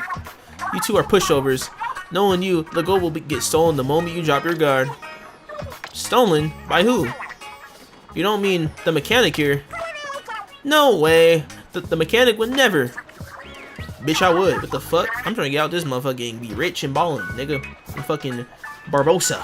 Some island with a mansion. I'm trying to get away from y'all niggas, cause you are lame. What are these fits? What is this fish ass nigga? Are we in Sasha's party? I don't know what. Who are these niggas? What? I don't want to be here. Y'all niggas are lame. I'm helping you by chance because I'm here. Why I'm might as well, my nigga. But in the real world, I'm not gonna be talking to you. I'm sorry. I'm doing my own thing. So yes, you need a chaperone because I'm gonna be selling that gold. It's my gold. Anyways, Shiver. What are you smiling for? I'm that serious. It's just that I found these while we were out treasure hunting.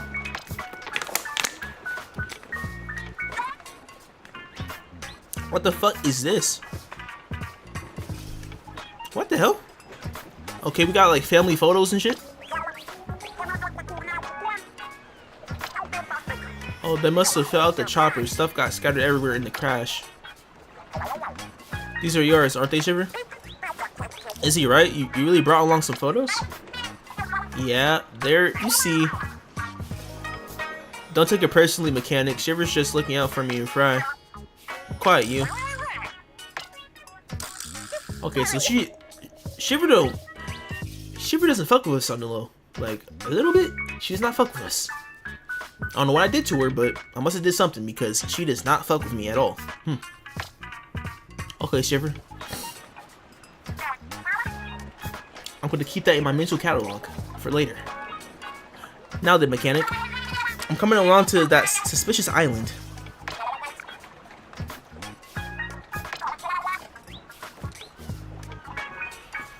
Yeah. I don't know what the fuck she's talking about, bruh. I'm not gonna sell shit, nigga. What the fuck am I... What is gold in a universe like this? Gold? I don't care about gold, my nigga. I thought, like, ink would have more value than some gold. Like, would ink not have more value than gold in this fucking universe? Splatoon? Who cares about gold? Are we serious? This is not real life. This is not America. No guns in my area. Anyways. Okay. Let's get... Bro, I don't know. Man, I'm getting hot. See this up. Why not? Boom. Get some better relic powers and shit. Better tinkers. Gadget tinkers and shit. Yeah.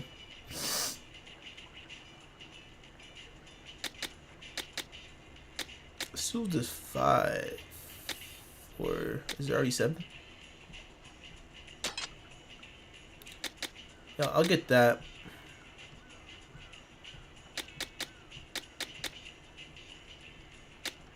That doesn't seem too bad. If you don't say. Okay. Float time up.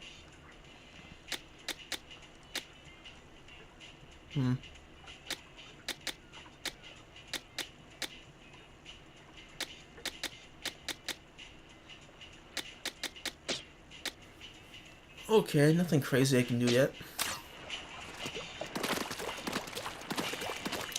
I wonder if I'm still in like the beginning of the game, or if I'm starting to get like towards the mid game at least.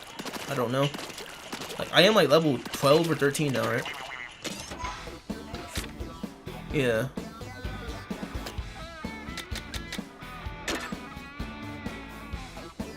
Bow Told Temple.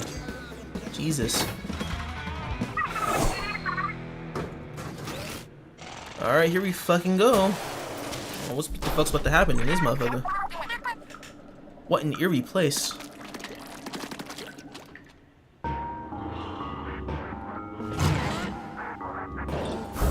Is that a dragon? What is that? Whoa. Okay, a little Monster Hunter ass intro.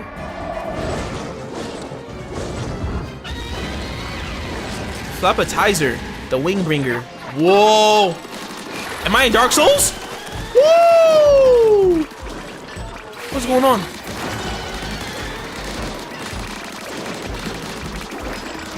Oh, this is different. What the fuck? Oh shit.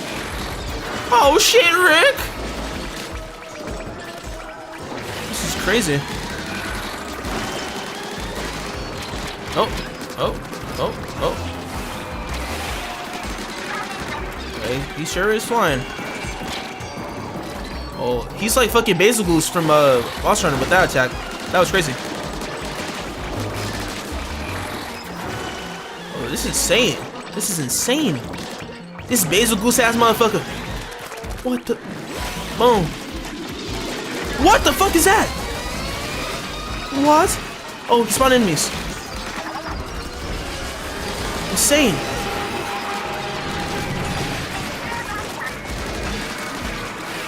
I can't even see this guy anymore.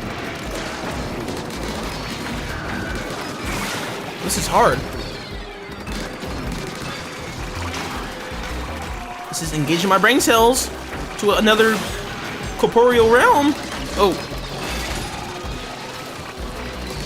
Oh. Oh, oh, oh, oh, oh, oh, oh, oh, oh, I'm getting fucked up. Oh. Oh, oh, oh, oh, oh, oh, oh, oh. Whoa. What the fuck? Okay, I got my ult charged up.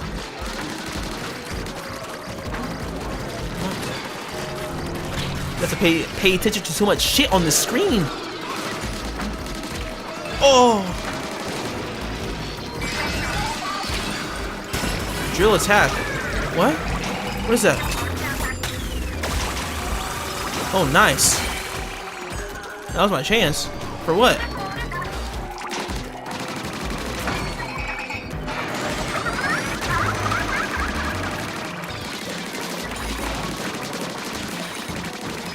Oh, yeah. This guy is definitely something. If I was just getting started, nigga? Woo! I'm barely doing damage to him.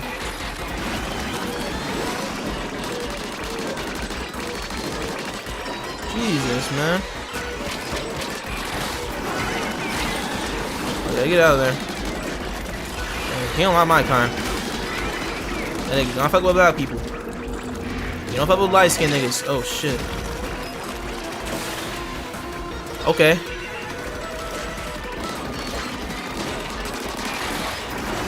Oh. Oh, Mary. What's he doing?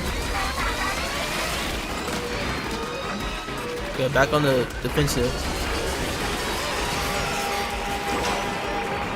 Eggs, yep. And you are gonna die. Oh dear. Oh, buddy. Oh, Nelly. Oh, Nelly. Nelson.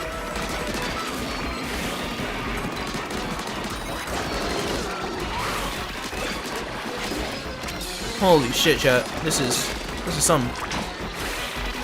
This is something fierce. Something frightening.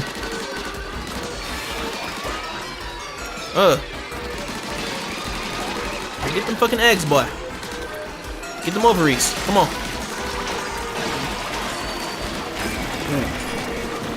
Charge them goddamn eggs, boy. Oh, yeah. Okay, don't die. Okay. Dual attack that nigga. Simple. Bow. Bow. Buns and cheese, nigga. Woo. Okay. Okay. Right in your fucking asshole. Like the pig from Bloodborne, nigga. Woo. Woo. Woo. Okay, so weak spot is obviously his head, right? Okay. Let's go over there. Can you just respawn him?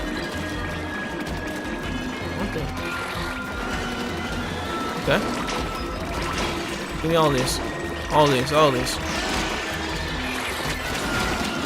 Oh shit. He don't play. All this cheese.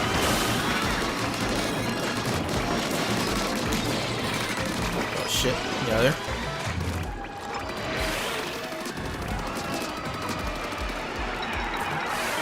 What are you doing? Basil Goose! Ooh!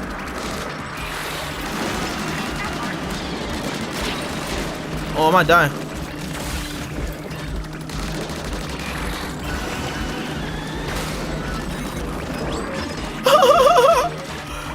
Oh shit.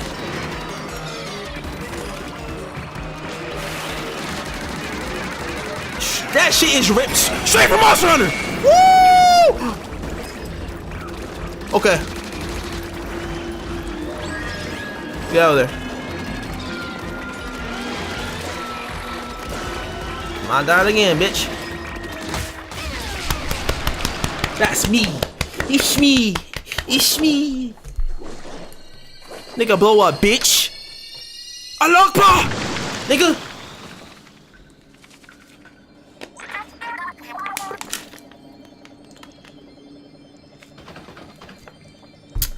Damn. Okay.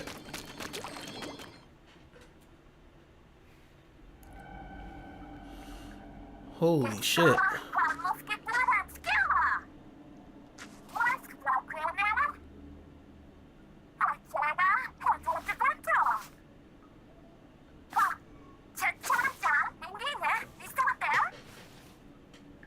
What the fuck? In a way, this is genuine treasure, right? It's not gold, but I bet we can get 10 million? Okay, gold is worth something in this universe. It's worth something very fierce.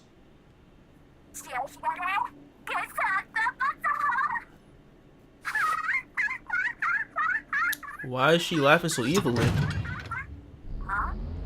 Uh-oh.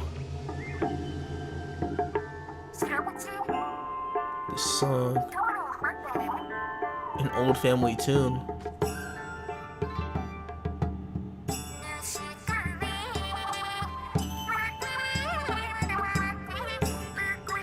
I wonder what goes into the voice acting of a character like that when they sing.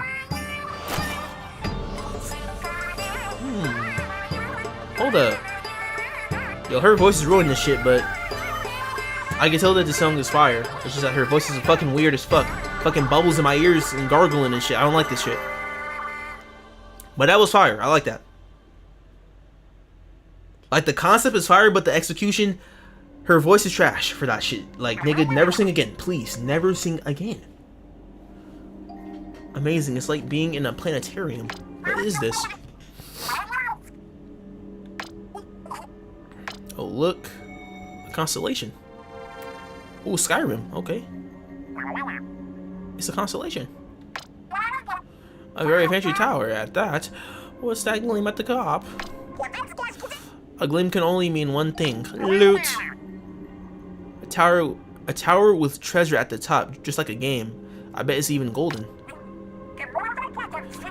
No doubt, the note that mentioned gold says something about singing is the key. If it was talking about my song, then this tower must be connected to the gold, right? You mean the gold is hidden in a whole tower of treasure? Now that's a haul worth finding. Okay. Okay. That was some Zelda type shit right there. I like that. Little Breath of the Wild in that bitch. Okay.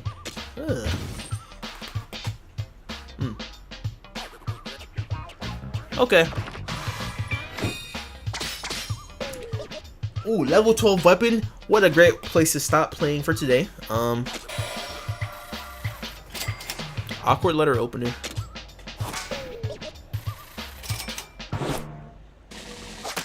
I'm a loot scavenger now. Showstopper power. Soap bottles splatter shot. Great. It's been a dangerous fight. But thanks to you, we made it out just fine, so I think I can trust you for now. Okay, so she's dancing around saying thank you like a bitch ass nigga. Cool. Ventriloquist. What?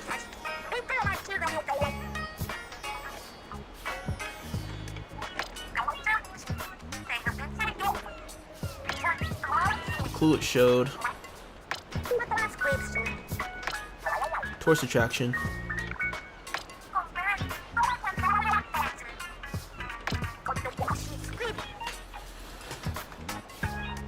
Wow.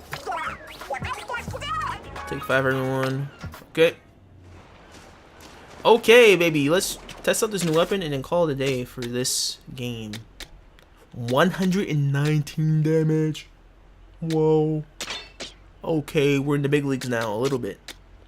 Just a little bit. Just a little. just a little bit, we are in the big leagues now. So, let us upgrade our weapons here. Level 2 hideout ship, not bad.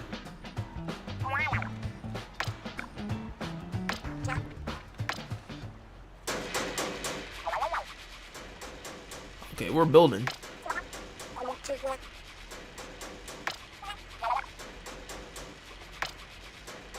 A crane. Let's see what this shit looks like. Come on. Ooh.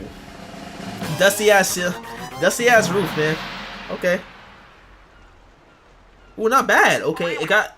This is way bigger. Oh my god. Okay, niggas. When niggas get together, we build shit like this. That's beautiful. I like that. Okay. New facilities, new gadgets. Wonderful. Okay. Weapon scrapping. Alright, I need new items for that, huh? Okay, can't upgrade yet.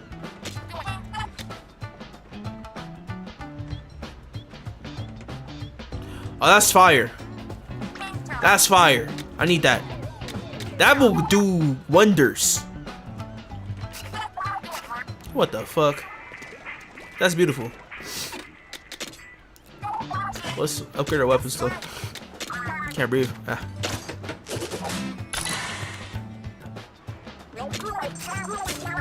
Okay, we're about to be as of the quality of Oppenheimer. We're building a nuke in this bitch. Watch this. We're getting 150 damage. I'm calling it, nigga. I'm putting my hard-earned coin into this. Look at that. Look at that damage. 158 per shot. Wow. Hold up. Before we end this game right here, let's new drip too. Ooh. Ooh, I don't like that drip though. I'm good off that. No thanks. I'm good. Let's equip this weapon here. Okay, we already did. Holy shit, this fucking guts people. Alright, let's go back to like an earlier level that we had trouble on. Let's see what happens. Oh my god! Look at the map expansion! Shit! Okay.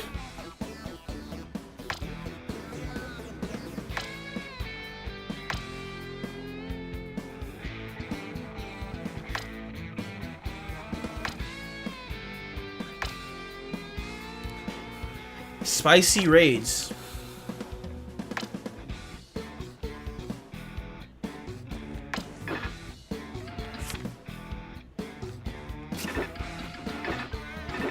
Let's try this one. Level 26? Oh shit, I need to go to college and shit for that shit. God damn, that's disgusting. Golly. Alright, what's up? Oh. Yeah, I need this shit to be fast. Fast and fast. Ow.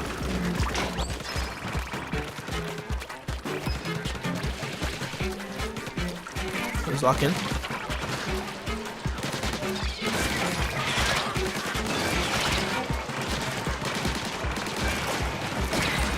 Okay, I'm getting flanked. Yep. I know, sue me. Yep. Sue me.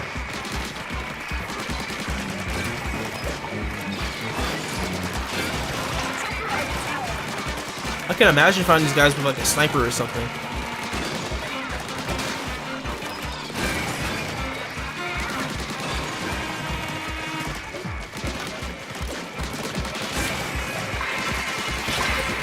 Jesus. I can't even do shit back here, man.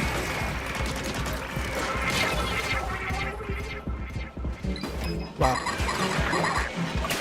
Okay, this test is not going how I intended. I'm dying and shit. I'm playing way too careless.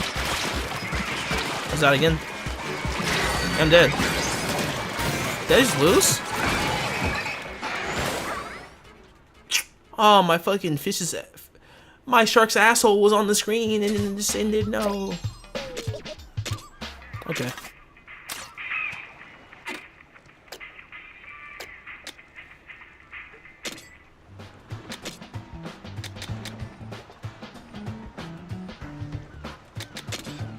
Let's get that damn increase.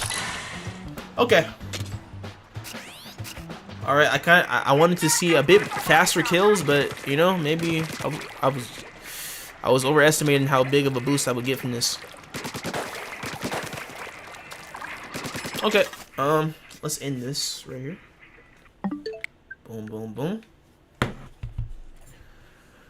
Okay, the next segment is a follow-up video I've been wanting to watch for a pretty long time, and by that I mean 3 days.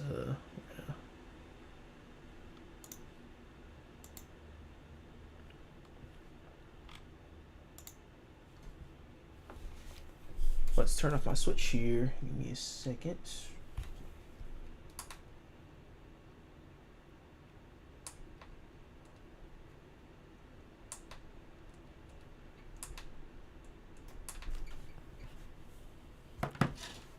Okay, so this follow video kind of entails some weird shit happening in the follow community. I don't know. Hella crimes and shit. It's really weird. Like murders or shit like that. I don't know what's about to happen, but this looks very interesting, and I saved it for y'all to watch with y'all. So hopefully this is something cool. Where is it? Let's see here. Where's my React content at?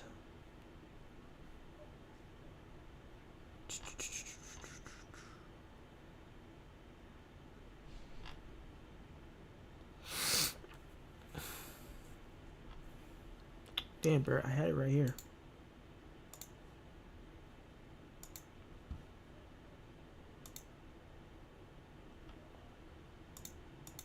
Well, first of all, let's set up the camera a bit better. Just a little bit.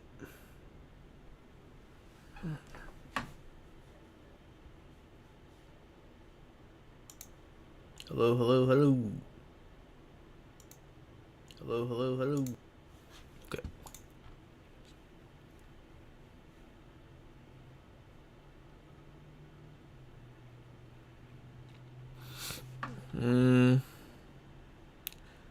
Where the hell did I put this?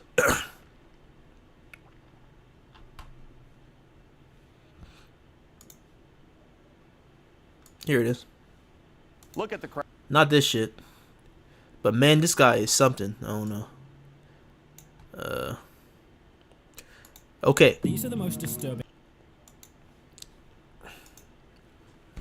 Okay, so we got the most disturbing crimes in the Fallout community. Now, Todd Howard, Fallout, Bethesda in general has been going crazy. So, it's only... It makes sense that we should be watching something like this just to kind of get a gist on what the Fallout community is looking like at its worst and best. You know what I'm saying? So, hopefully this is not nothing fucking that will get me demonetized. I hope not, because he posted this shit. He made a whole ass documentary. This is an hour-long video. So get your chips, get your popcorn, get your dicks and pussies, and let's go. These are the most disturbing cases that happened in the Fallout community, and as the video goes on, each one... What the fuck? Who's this guy? These are the most disturbing cases that happened in the Fallout community, and as the video Hell goes no. on... This nigga looks evil as fuck. Oh my god, look at his eyes. Each one will get a little freakier and... Yo, this cosplay is crazy. Fallout New Vegas cosplay. That's crazy. progressively worse. Case 1, Armed Ranger. City in northwestern Alberta, the Canada, fuck? with around 65,000 residents, and going back on? in 2017, it had 3 times the crime rate of an average Canadian city, and nowhere near enough police. Wait, officers what to city? stop three Like- times the crime rate of an average Huh? 1,000 Prairie is a city in northwestern Prairie. Alberta, Okay, so in Canada, with around okay. 65,000 residents, and back in 2017, it had 3 times the crime rate of an average Canadian city, and nowhere near enough police officers to keep up with it. But while crimes and violence were Why is common his in the kicks on fire? city, Oh my no one god. could have known that when Fallout New Vegas came out in 2010, it's going to lead one of the most interesting incidents in the history of the city. The Damn. game, in case you don't know, is set in a world where nuclear war has reduced civilization to rubble and several groups fight to control what little is left of it. One of those groups is Yeah. the New California Republic, or NCR for Yep. short, which is a government that tries to bring order to the chaos. Representing that government is one of the game's most popular characters, a hardened soldier called the NCR Veteran Ranger. And for a man I'll call Simon, who lived in Grand Prairie and was a huge Fallout New Vegas fan, this character was soon about to change his life. Because as he played the game more and more, I mean, he hey, started to feel this character has aura to him. I'm not gonna cap. So I wouldn't be change. mad if a nigga kind of dedicated his life's essence to this nigga, because he looks cool. I'm not gonna cap. I don't know who he is yet. I'm still playing New Vegas, but he's a cool looking guy. Look at the fit. Look at the eyes. Look at the glow. Look at the weapon. Look at the steez. He's a cool ass character. So hey, again, I don't blame whatever this guy's about to do. Like hey, or like this will make you make choices that you regret for the rest of your life. So that's what I'm saying. Media is strong. Watch what you put in front of your kids. Make sure that things are controlled, monitored, because kids will just go for anything. Now, I don't know how old this guy that he's about to explain is, but he might be 18. He's thinking, I'm about to be like this guy. I'm about to save the world. And ends up in a mental asylum. You know, shit goes like that all the time. Niggas want to be Goku and shit. Like actual vigilantes and shit. Being Batman, Robin. Nigga actually, like, there's people that go outside and fight niggas that they think are crimes. That are robbers, that are thieves. They fight niggas like that for the police, and they bring niggas like that to the police. And the police arrests the vigilante because, again, you are not supposed to be doing work like this. Stay in your lane. This is for cops to do. So I don't know. I'm getting the vibe that he might be on some vigilante type shit. I am the NCR Veteran Ranger. And starts going crazy. So let's see. Life. Because as he played the game more and more, he started to feel drawn towards the Veteran Ranger. Okay. And before long, he started imagining himself dressed like the character. Watch my And as his predicts be fascination correct. grew, he started to collect. He's gonna go out in the hood acting like he's really the NCR. I'm telling you, this is what people be doing. Because nowadays niggas are crazy, man. And that's been a fact throughout life, but it is even more so a fact in today's day and age where the internet, your brains are routing, things, you're starting to kind of not know what's real and what's not real, what's fake and what's not fake, who's real to you, who's not real, because you're in your house, in your fucking basement, doing whatever. Might go outside 2 days a month. You don't know what's real, what's fake, nigga. So again, this is a very weird case that happens more commonly than you think. Let's see. He needed to put together a ranger costume, but soon Simon realized Okay. that he wouldn't be able to make the full costume on his own, and so on Tuesday, April 11th, 2017, he put on his nearly complete NCR Veteran Ooh. Ranger costume as he walks out of his house. Wait, he made that? On his No way. able to make the full costume on his own. And That's so on like just a Tuesday, random Google April image, right? 11th, I don't know, like- 2017, he put on his LAPD? LAPD. nearly complete NCR Veteran Ranger costume as he walks out of his house Oh. and headed towards the Bell Tower shopping center. What On the his way fuck? there, a few pedestrians stared and some drivers even slowed down, but Simon kept walking, not knowing how closely he was being watched. That's Just before aura. 5 p.m., Okay, arrived at Simon. the shopping center, and he went into a tailor shop that was owned by a guy named Hua Huin, whose help Simon needed to finish his costume. Meanwhile, people who had seen him going into the shop panicked and called the police to report what they had seen. The callers had told dispatchers it looked The like aura the fucked strange him up, man. had a bomb strapped to his back, mistaking the accessories on Simon's NCR Veteran Oh. Ranger.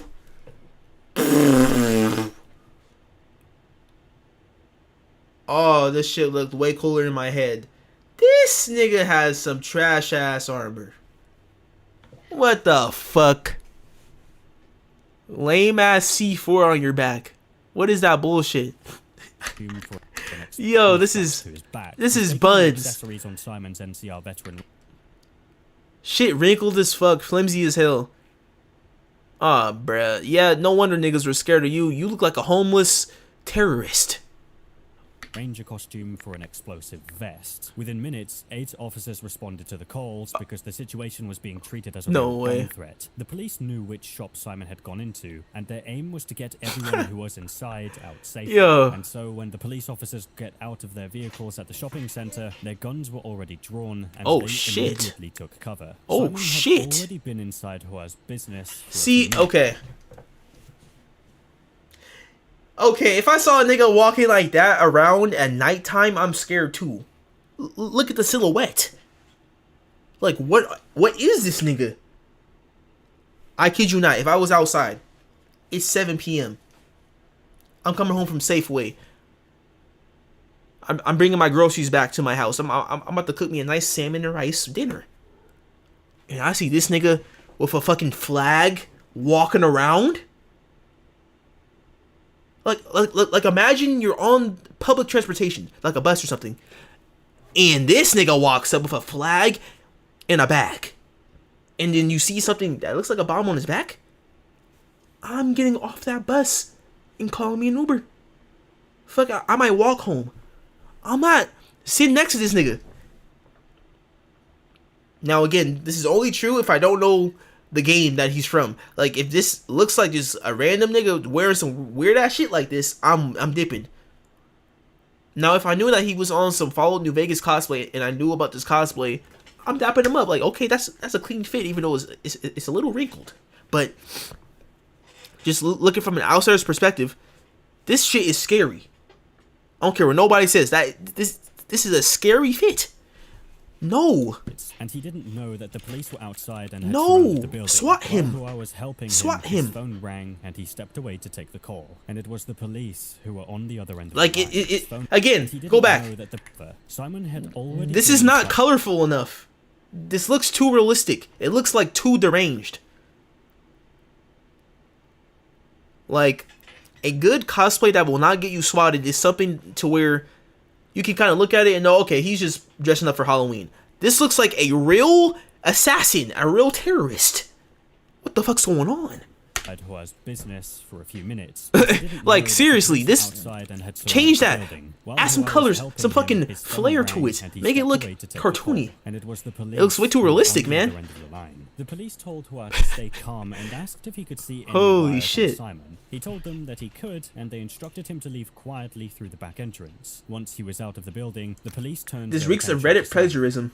Oh, for real? Okay. How so? What makes you say that? After a few minutes, the police managed to speak with Simon, and when they did, Simon asked them if he could explain what was going on. When he did, the police finally learned that Simon was just trying to get some adjustments done to his cosplay costume. The costume Okay. had pretty much everything: a gas mask, a helmet, body armor, an ammo belt, a long trench coat, and even the new California Republic faction flag. And strapped to his back were several empty Pringle cans that had been painted silver, which the bystanders had assumed were explosives. The entire situation calmed down once the police knew Simon was not a threat, and they lowered their weapons. Because he had not committed a crime, he was allowed to leave and go home without being charged. A local Okay. freelance photographer, William Varvick, took photos of the police response and the incident. These photos were the only images taken of the Wow. whole event. CBC News used William's photos and also interviewed Canadian Police Corporal Sean Graham, who explained that the police had to treat situations like this one as real until they were proved to be otherwise. "There's a time and place for it," he said, pointing out that costumes are okay at Yeah. conventions and See, like, similar events. these look cartoony. Like, this was, like, look at this nigga. He has a license plate on his shoulder. Okay, he's harmless. Okay, this guy has, big ass helmet, small ass body. Harmless. But his fit? That looks too... Like, okay, I don't know if he's up to something. Like, what is this nigga doing? Like, that's the type of fit that he was rocking. So, I don't know, man. As he But said, there's, like, "Wandering around an downtown obvious is difference not okay from a to be costume and, like, a otherwise. real There's ass a fit time that and could be a place for fucking it," he said, terrorist fit. pointing out that costumes are okay at conventions and similar events, but as he said, "Wandering around downtown is maybe not the place to do it." By April 13th, 2 days after the incident, news outlets picked up on the story. Kotaku, a video game website and blog, said that this wasn't the first time costume props had been mistaken for real weapons. They said that with so many bombings and shootings in the Yeah, news, man, anything like, that looks put like a some weapon gold can tape on make it. people- blue dust. I don't know. Like there's something to like make it pop out to where okay, it's obvious that this is fake. Like I keep saying this, but this is very important for any cosplayers watching this video. Do not do what he just did, because that shit did not look colorful. It looked. Look at that. That looks demented. What are you talking about? Were over 400 comments in the thread. That's scary. Whether the police like, it's actually scary. Or if Simon had been reckless. One Reddit user said, "Is it a shock that a person in a gas mask and body armor with a bandolier and realistic-ish..." Yeah, this nigga looks like he's ready to go and take out a nigga. Like, he literally looks like an assassin in real life. Walking around in a non-cosplay festival situation was taken seriously. And it's not Halloween or nothing. Like, there's no excuse for this fit. Like that with someone who was cosplaying an Umbrella Corps soldier and was going into stores. Not a good idea. What the fuck? Some common sense with cosplay. That's what I'm saying. Shared their thoughts. He is lucky it was Canada and not USA, or he would have been Swiss cheese. Simon walked away with a story to tell, but the man in the next case couldn't say the same because the game cost him everything.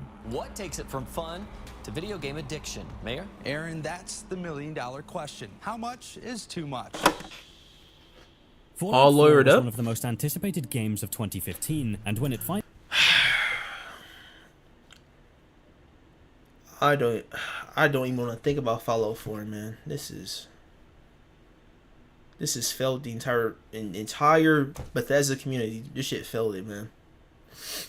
I don't want to go too deep into it, but what the fuck is Piper, the Institute, Kellogg, Frosted Flakes? Like, I hate everything about this game, man. I swear to God. I feel bad that I played this game and beat it. I feel bad.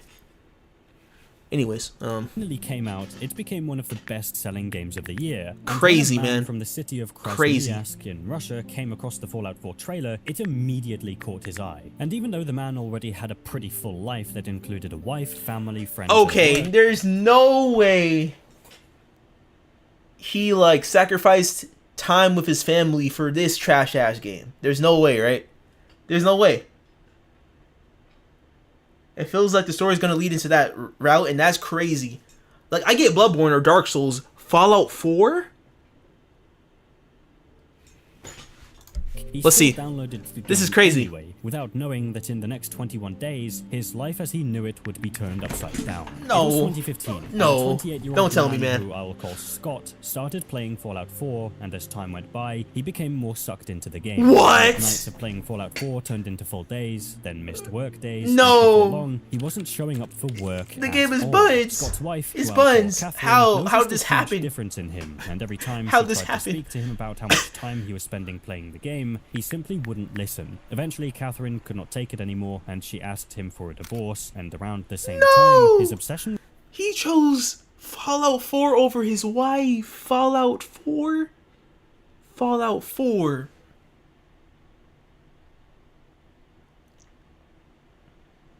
All I could hope is that it was on console to where, like... I mean, not console. To where it was on PC, to where he might have had some fire-ass mods or something that changed the entire gaming experience for him on that game. But if this was on Xbox One Fallout 4, he needs to be locked up. Because that is disrespectful to the entire gaming community, man. You lost your wife for Fallout 4. I get Dark Souls. I get Claire Obscure 33. I get Undertale. Deltarune, some cool shit, some fire shit, some generational hits. Fallout 4? Are you serious? Of the game had become so bad that he lost his job. With his life falling apart before his eyes, Scott knew he needed to do some. This nigga's trash. He's trash. Too late, trash human being. Trash. Fallout gaming binge had already cost him his job and family, and this is when Scott decided that he needed to get some advice from a lawyer. According to the news outlet Russia Today, Scott reached out to a Russian consumer rights law firm called United Legal Defense Center, whose lawyers protect people from unfair business practices and scams. After consulting with the lawyer, he sued both Bethesda, which is the video. Wait, okay. I was so invested in like my own thoughts, I was not listening, because this is just it's just mind-boggling how this has happened for a trash game like this. How? According to the news outlet Russia Today, Scott reached out to a Russian consumer. Scott knew he needed to do some soul searching. He lost his job. With his life Okay, so falling lost apart his before job. his eyes, Scott knew he needed to do some soul searching, but it was already too late, as his 3-week Fallout gaming binge had already cost him his job and family. And this is when Scott decided that he needed to get some advice from a lawyer. According to the news outlet Russia Today, Scott reached out to a Russian consumer rights law firm called United Legal Defense Center, whose lawyers protect people from Is he unfair gonna business blame the practices. game? That would not hold up in court. The game was so good. Sue him for $1 million. What? Nah. I hope that he loses that shit, cause hell nah, that's some bullshit. What the fuck is that? After consulting with the lawyer, he sued both Bethesda, which is the video game developer that owns Fallout, and Soft Club, a Russian game He didn't win, distributor did he? that sells the Nah. game. In his lawsuit, Scott wanted 500,000 rubles, roughly $7,000, because he claimed the game had caused him serious mental and psychological harm. And Scott Wow. also gave this statement to Russia Today. Wow. This is embarrassing. Nigga. What? If I knew that this game could have become so addictive, I would have become a lot more wary of it. I would not have bought it, or I would have left it until I was on holiday or until the New Year holidays. The United Legal Defense Center viewed the lawsuit as a chance to challenge Russian law. They knew That both is stupid. No way Ace Attorney really said, oh yeah, that's a great idea. Okay, yep. We are going to defend you. Boom. Like,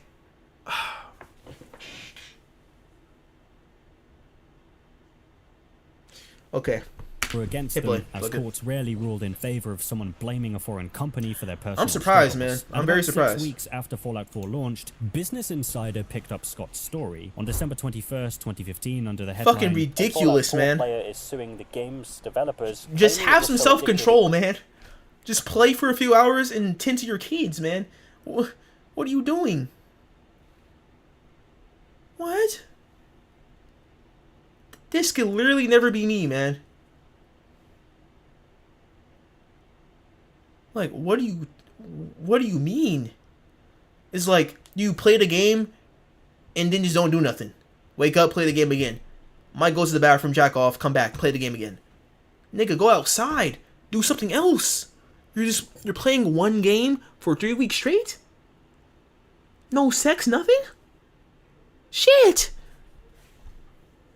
cost him his job and wife. They mentioned that this wasn't the first time a gamer had tried to sue over addiction. In 2009, a disabled US veteran named Craig Smallwood filed a suit against another game developer. Craig said, I was unable to function independently in usual daily activities such as getting up, getting dressed, bathing, This is the most walking, man-child shit I've ever heard in my friends. life. despite a judge agreeing The game to hear made the me- case, Craig walked away with nothing, and unsurprisingly, The game made me not want to brush my teeth and shit and tend to my wife.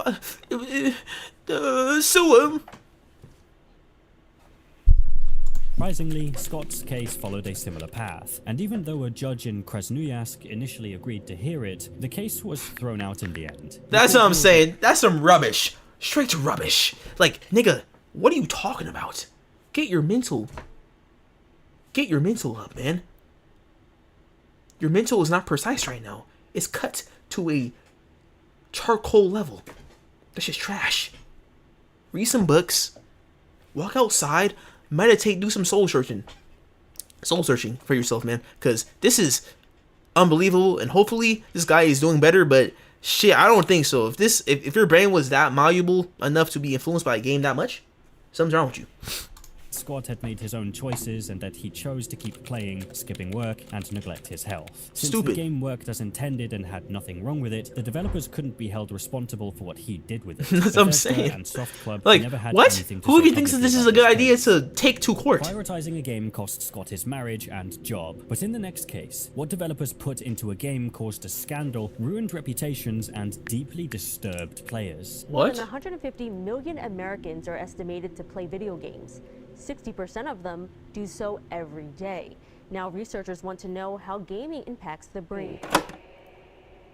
In May The secret 2014, kink. a mod creator known as Maybe Next Time, who I will call Joe, came up with the idea for a Joe. new game mod that would be called Fallout: The Frontier. He'd been inspired by another mod, the Rockwell Pursuit, which is a mission where players hunt down a scientist across a frozen post-apocalyptic landscape. Joe reached out to two well-known modders named Dylan Hollis and Some Guy 2000 to lead the project. A little they were too busy to take collaboration. on the task, but soon I like it. help was at hand when his friend Hopper31, another well-known modder and developer, joined him. But little did they know that their passion project is eventually going to end in a way none of them saw coming. When they started to plan the mod, Joe and Hopper31 decided to use features from the upcoming Winter is Coming mod. Then the men, along with help from another modder, Macintroll, a known texture artist, began creating the Snowy Wasteland. 9 months later, on March 17th, 2015, the first official trailer for Fallout: The Frontier was released to the public. Once the trailer dropped, things went quiet, but behind the scenes, the developers were working hard to bring the mod to life. Just over a year later, on Tuesday, April 26th, 2016, at 11:56 p.m., Joe posted on Reddit saying that he couldn't believe 2 years had already passed since they started and 1 year since the trailer dropped. Seems He pretty then invited tame fans so to far. I ask don't know how this is questions gonna and go thanked into some followers bullshit. for all the support. Reddit fans reached out to him with their questions, and some wanted advice on how they could play a role in making games. Someone even asked if there were any big name people in the Fallout community working on the project. Joe replied, saying that there were at least 30 to 40 active members on the team and over 100 modders had contributed to it. Damn. On August 20th, 2020, That's like a whole ass the developers actual indie posted dev on studio Facebook right there. letting their Okay, fans that's something know right that there. they were almost done with the mod. It had new storylines, side missions, weapons, armor, vehicles, and dialogue. Then, just over 4 months later, the development team finally made an announcement on That's sick. Twitter on December 26th, 2020, saying that the Frontier's stated release date is January 15th, 2021. Along with that post was a preview of the mod. This is crazy. Vehicle combat? Wow. One fan reposted the announcement and said they'd been waiting since their freshman year of high school for this. Others also replied to the post, saying they No couldn't way this wait fell for the through, mod's right? release No and fucking way. sharing their excitement. 21 days later, on January 15th, 2021, the Frontier mods team announced on Twitter that in 15 hours it would be released. Okay, Fans okay. who were excited for the mod's I'm not gonna release play that. shared their thoughts. I'm not gonna People play left that. comments like, I can't wait to try it out. and What time exactly is it scheduled to release? finally, at 10:13 p.m. that night, the team posted on Twitter again, and this time they had only 6 words to say. Fallout: The Frontier is now available. Okay, I got scared But for a even second. An hour after the announcement, players were struggling to download it. One player pointed Oh, out bruh. that everyone can't download from the Nexus site at the same time. The mod hit 82,000 downloads so fast that it crashed Damn. the Nexus website. That's Fortunately, by the crazy. next Was day, that- the server it was back that online, hype? so players could download Holy the mod again. shit. At long last, the team was able to celebrate the results of 7 years of volunteer work. The mod development team went online again and thanked everyone who supported them in the first 24 That's hours hype. at 11. Give it up for them. Oh my God, And bro. also Round of thanked fucking- everyone who helped crash Nexus. round of The response applause. was almost immediate, and 4 minutes later, a fan replied to the post and said they were enjoying the mod. Then the Twitter post went quiet. But that's not the end of the story for the mod Sick. development team, because within days of its launch, many players complained about disturbing content in the mod. Players Uh-oh. discovered a storyline about a character called America who had stunted emotional Why did the music change like this? I'm She scared now. was 18. Players discovered hell a no. storyline about a character What the called fuck's about to America happen? who had stunted emotional development. She was 18 years old, and when players enslaved her, the in-game dialogue was inappropriate and suggested that I promise we'll stay together, but now you're my... Wait.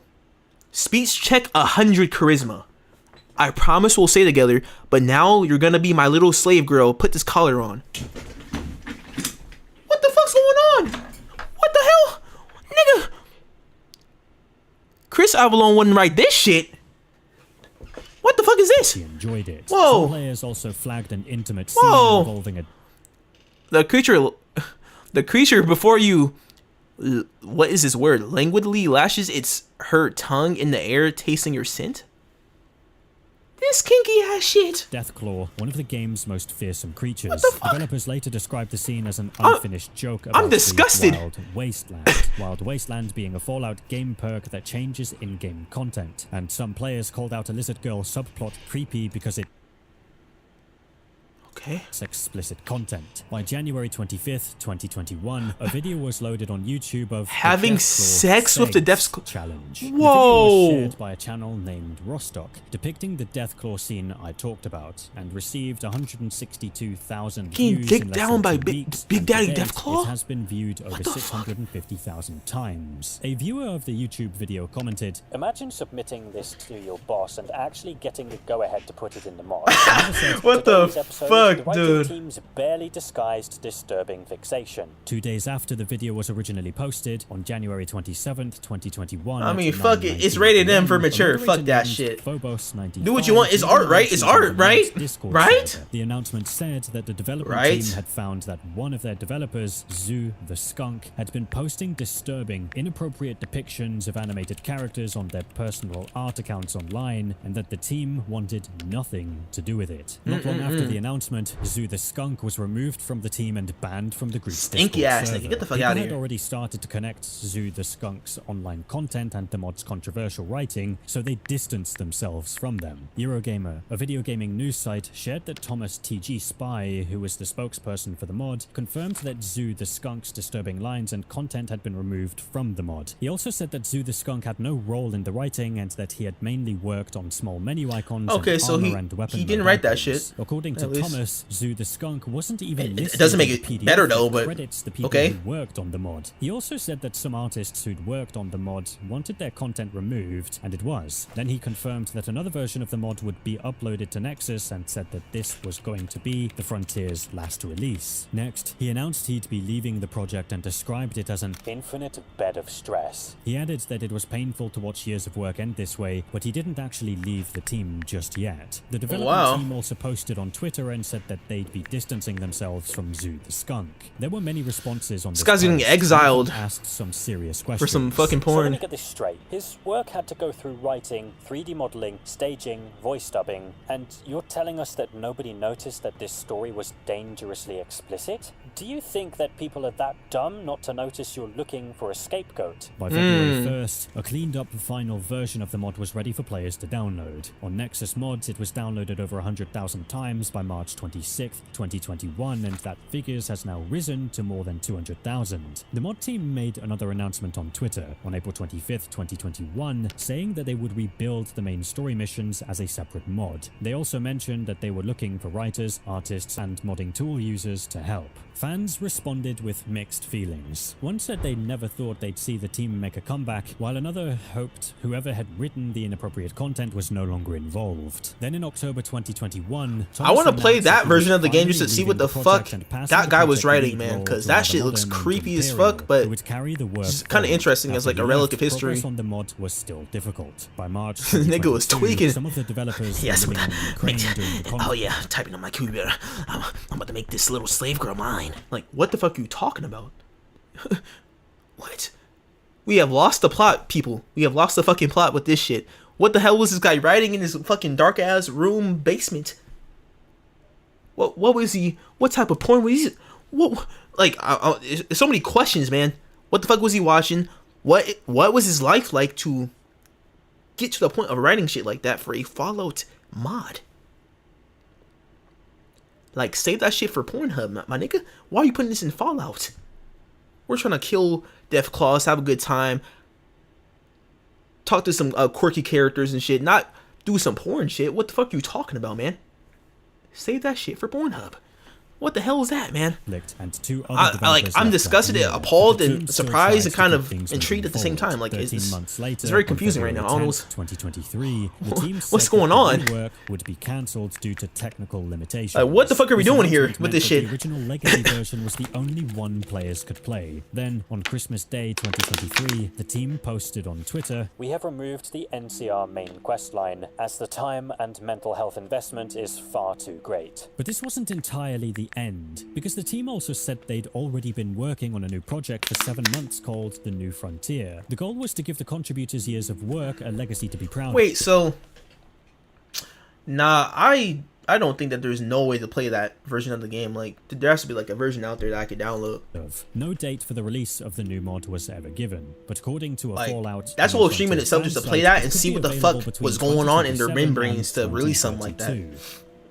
The content that was hidden inside the Frontier was disturbing enough on its own, but in the What next the case, fuck? what looked like the end of a career turned to years of silence, legal battles, a damaged reputation, and an outcome that some didn't expect. They Damn. make up the people, mostly women, who've come forward with stories of being harassed or assaulted in the workplace. Over the past 2 months, Excuse dozens me? of powerful men have been accused of harassment, and it has created a national conversation. A man This sat in round's a on bar me. in Atlanta, Georgia, having a few drinks with a few friends who were all in town for a gaming convention that would start the next day. It was an ordinary evening, but by the end of it, a chain of events were set in motion that shaped the next 2 years of one of their lives. Chris Avalone was born on September 27th, 1971, and grew up in Alexandria, Virginia. In January 1995, Chris flew to Irvine, California for an interview with Mark O'Green, the guy who helped develop and design. Sorry. Give me a quick second. Give me a second.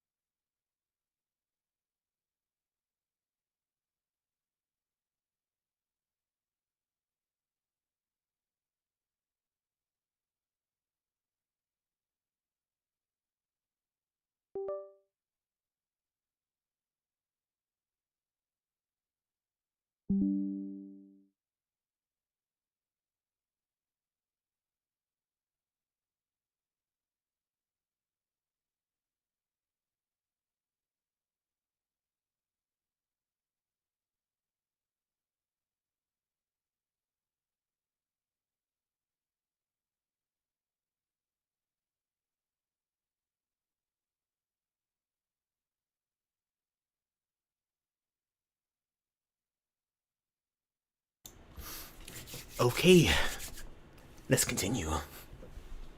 Fallout and Fallout 2 at Okay, now let's Mark actually 9th replay to this a bit so I 27th, can get the gist of this. 1971, and grew up in Alexandria, Virginia. In January 1995, Chris flew to Irvine, California for an interview with Mark O'Green, Irvine? I the I've never guy heard of who that helped place. develop and design Fallout and Fallout 2 at Interplay Entertainment, which was the company. Okay, I know that behind history the about game. him. During the interview, Mark asked Chris how he would design a video game that the company was planning to work on. Chris gave an answer that intrigued Mark, who then hired him as a junior designer. Chris officially joined Interplay Entertainment in January 1995. skill and check, worked on speech creating check right there, stories okay. and content for role-playing games. He At said the right Interplay, his thing. work on Fallout 2 and Planescape Tournament earned him a reputation as a top writer. Just over 8 years later, in May 2003, Hey, no, I'm not gonna Chris cap. left in Hello? Oh shit. I'm not gonna cap. I've been playing Fallout 1 and that writing is top tier. So I get what niggas were saying about this shit. This nigga's a GOAT. What are you talking about? Come on, man. Give him his and props. co-founded his own video gaming development company called Obsidian Entertainment. Wait, so There he's he the founder became of the chief Obsidian? I creative didn't know that. officer and worked on some major titles like Knights of the Old Republic 2. That's 7 another years banger. later, in 2010, My friend he was loves that the senior game. Oh my designer God. who worked on Fallout New Vegas. Banger. and also had control over new additions made to the game. Chris, Banger. welcome. Tell us about Fallout New Vegas and what we can expect from the game. Well, New Vegas, it takes upon the success of Fallout 3 and basically just gives a brand new experience to the player. Just over Banger. 2 years later, on August 30th, 2012, He was the guy looking like this. He looks evil in this pic. Look at this. Look at his eyes, my nigga. Are you a vampire from Twilight? What is this? Why is he fucking mogging the fuck out the camera like this? Chris arrived in Atlanta for DragonCon 2012. Each year, the event took over downtown Atlanta, where hotels and streets were filled with creators, sci-fi and fantasy fans, cosplay, and non-stop events. The event was held for 4 days, from Friday, August 31st to Monday, September 3rd, 2012. A few industry friends met Chris for drinks at a hotel bar the night before the event started. Chris bought drinks for everyone, and the group was in good spirits. Later that evening, Chris and 2 other writers walked their friend Carissa Barrows back to her hotel room because she was drunk, and over the next few nights of the convention, Chris and Carissa met up several more times with the same group of people. Okay, During the this event, sounds Carissa a little posted fishy. some positive tweets about Chris on Also, Twitter. this AI Chris? Group of people. Okay, this looks like Chris right here, but I don't know if this is AI. What is this? During the event, Carissa What posted the some fuck? positive tweets about Chris on Twitter, and even a photo of them hugging. The caption of the photo even called Chris one of the few Chris on Twitter, and even a photo of them. Okay, what? Compare? During the Her? event, Carissa posted some positive tweets about Chris on Twitter, and even a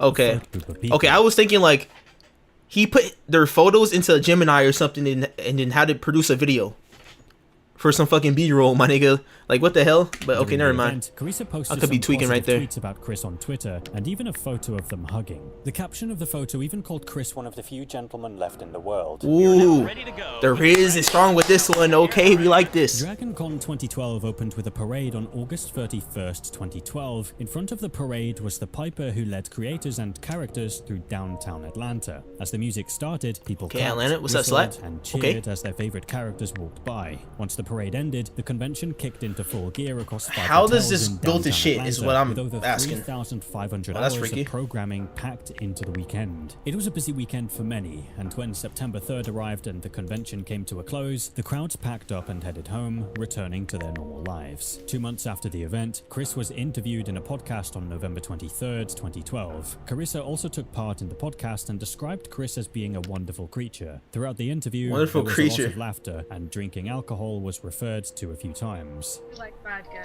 Yeah, I like this. Everyone likes vodka. Yeah, you know. Midori. Everyone loves bears as well, but you know. Okay, this At the sounds time, Chris was very still the cute chief and creative officer at wholesome. How does this go to shit? Obsidian, and he remained in that position for the rest of 2013. He juggled a heavy workload across several major projects as a lead writer, and on top of that, by the time August 2013 came around, he also managed to attend the DragonCon 2013 festival. The event Cool. was held from August 30th to September 2nd, 2013, and just like they did the year before, Carissa and Chris met up. This year, she introduced him to one of her close friends, Jackie Izawa. Chris and Jackie got along well, and they began a casual, non-exclusive relationship that lasted about a year. Another year passed, and it Wait, was dragged. wait, what? And on top of two, Chris was still Did I miss something to where like they broke up or something? Yeah, you know. Okay, him and her are together, right? Everyone What loves happened? bears as well, but you know. At the time, Chris was still the chief creative officer at Obsidian, and he remained. Okay, in it that just goes from position that for the to rest of he's with 2013. another bitch now. What the He hell? juggled a heavy workload What's going across on? several major projects as a lead writer, and on top of that, by the time August 2013 came around, Okay, he he's also playing managed hoes to and shit. attend the DragonCon 2013 What's happening? festival. The event was held from August 30th to September 2nd, 2013, and just like they did the year before, Carissa and Chris met up. This year, she introduced him to one of her close Okay, friends. maybe it only showed or like said that they were just friends or something, but it sounds like they were together and he's moved on to this person, but Jackie Izawa. Okay, Chris Jackie. and Jackie got along well, and they began a casual, non-exclusive relationship that lasted about a year. Another year Fuck you passed, looking and at? it was DragonCon time again. This year, the event was held between August 29th and September 1st, 2014. Once again, Chris, Jackie, and even Carissa met up and hung out together. While they were hanging out at a Ooh. bar, Carrie Bristol, one of Carissa's friends, joined them. During the event, Carissa tried This to nigga got a involve herself fucking in harem Chris and now. Jackie's relationship, which caused so much tension that Wait, what? Carissa tried to involve herself in Chris and Jackie's relationship, which caused so much tension that afterwards, Okay. Chris stopped talking to Carissa. After Okay, 10 so months after they were never DragonCon together then. 2014, on Okay. June 9th, 2015, Chris posted on Twitter saying that he was leaving Obsidian. I have left Obsidian Entertainment to accept a sudden opening as the Defense Against the Dark Arts professor at Hogwarts. After leaving Obsidian, Chris worked as a freelance writer on several big titles for the next 3 years. He worked on projects like Prey, which Fire. was developed by Arcane Studios, a French video game Okay, developer, so he and still hits. Divinity Original Sin 2, Fire? made Wait, by Lyrian he still Studios. hits, nigga? His success appeared to hit an all-time high when, on Okay. June 11th, 2018, he appeared on stage at the Microsoft E3 press conference as the story creator of Dying Light He has 2. not The lost appearance the was an sauce. important one that linked My his bad. He has not lost the sauce. Okay, I thought like he kind of fell off. No, he's still cranking out bangers. Okay, to one of okay, the Chris. gaming's most anticipated titles. Career-wise, he was doing well. That is, until everything changed for him in 2020. I really do enjoy party-based games where the parties, like obviously a lot of effort was spent into the interactions of the relationships of those characters, how my presence affects that or changes that, because you feel like an agent of change, which is good. Chris sat down for a video interview with IGN, one of the biggest gaming websites in the world, Okay. on June 18th, 2020. This interview started a roller coaster of serious online allegations against him between June 19th and 21st, 2020. Carissa replied to a post that shared the IGN interview, and the very first thing she said was, I witnessed and experienced his behavior firsthand. He got me blackout drunk on Midori sours on the company dime. All right. He and two Give me a friends. quick second.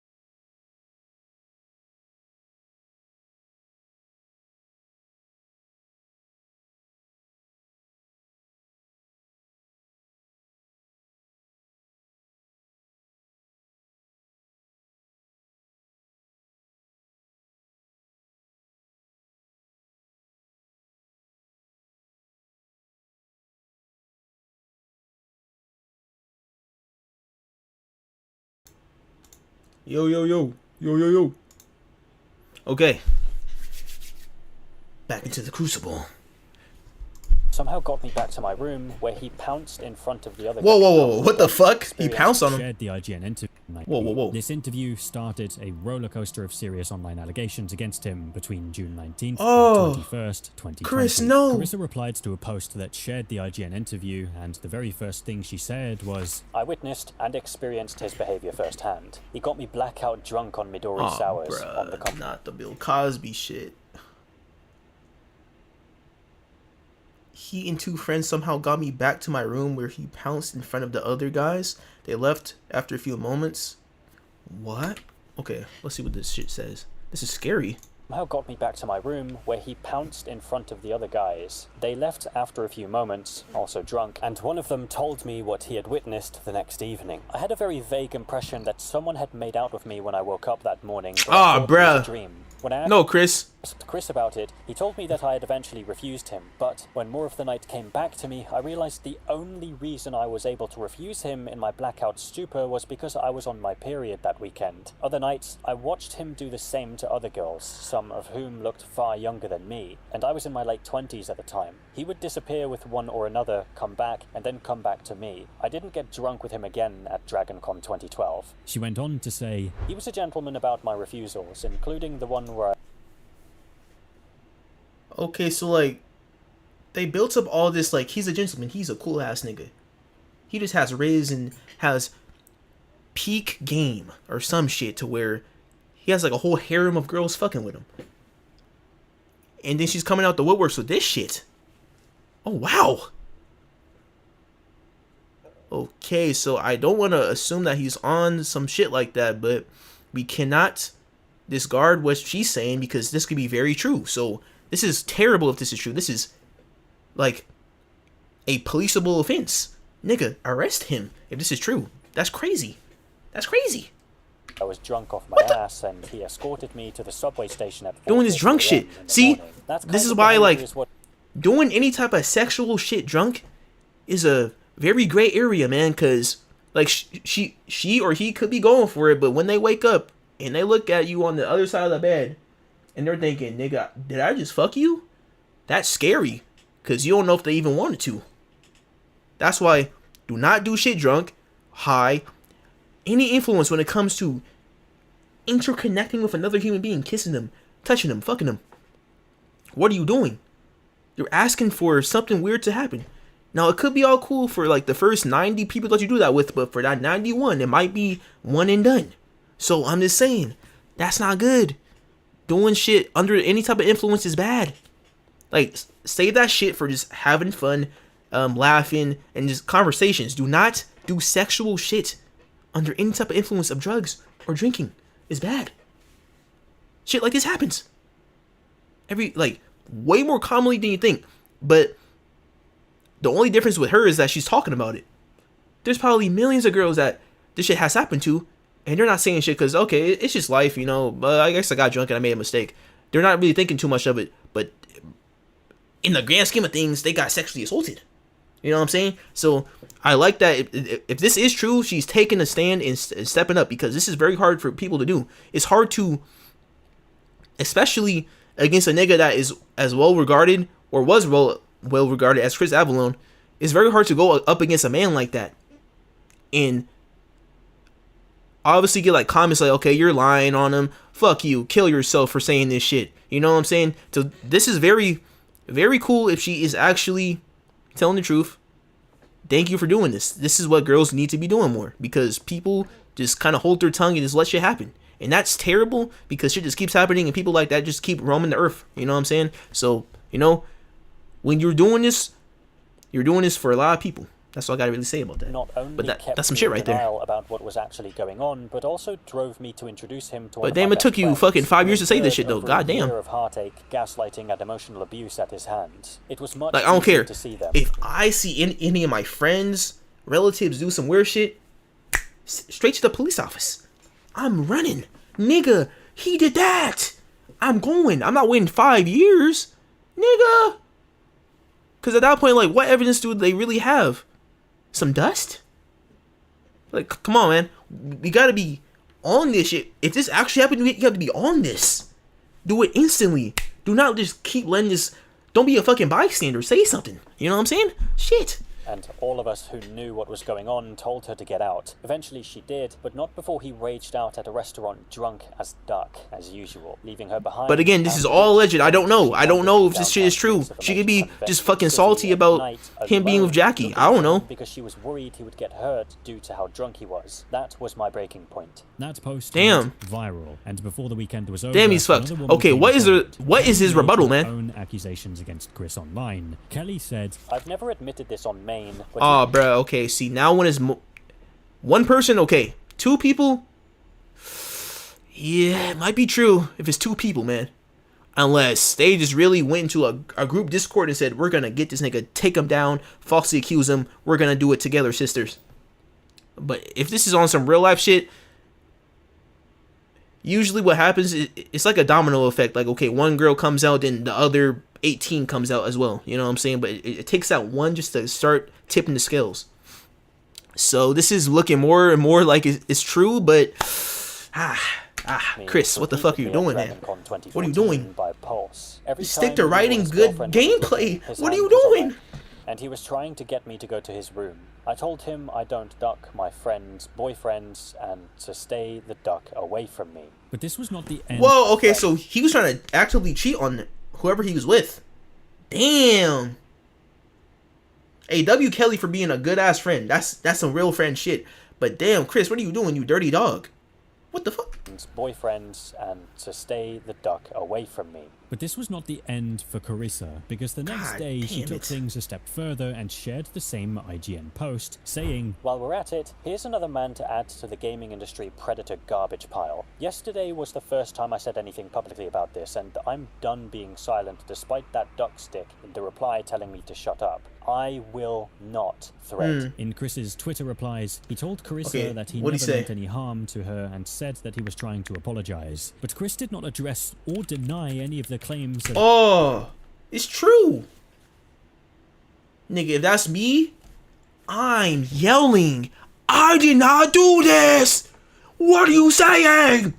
Seriously, I'm really gonna yell if that shit is accused on me. But this nigga said, I'm sorry. I'm sorry. I didn't mean it. You did it then. What's going on? You did that shit.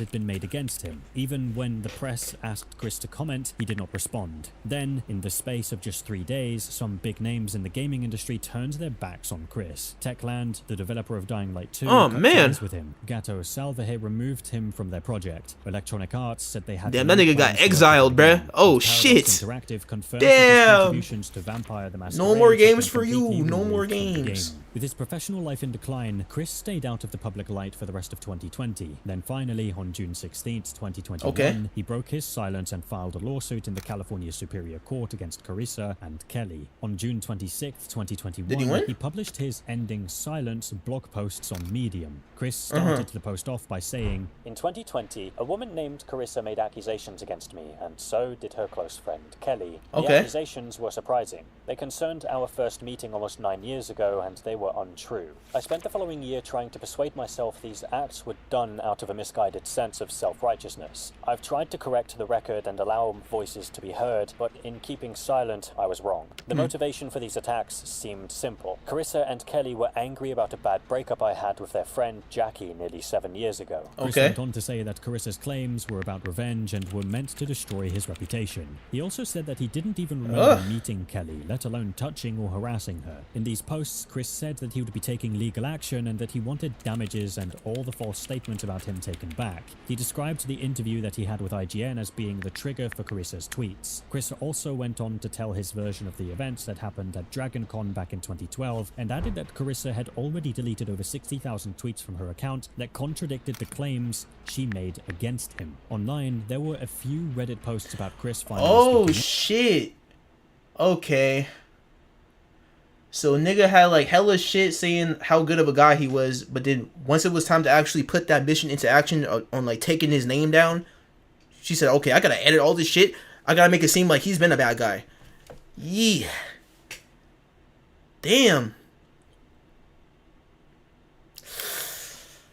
Phew. Okay, like this could, it's 50-50, maybe 60-40. Like 60%, I don't think he did it. 40% I think he did it. Because that's pretty damning evidence. Why would you take down... my bad. Why would you take down specific posts that kind of go against what you're saying now about him? Why wouldn't you just have him up, just have all the evidence ready? But no, she obviously curated the shit to make it look like he's a bad guy.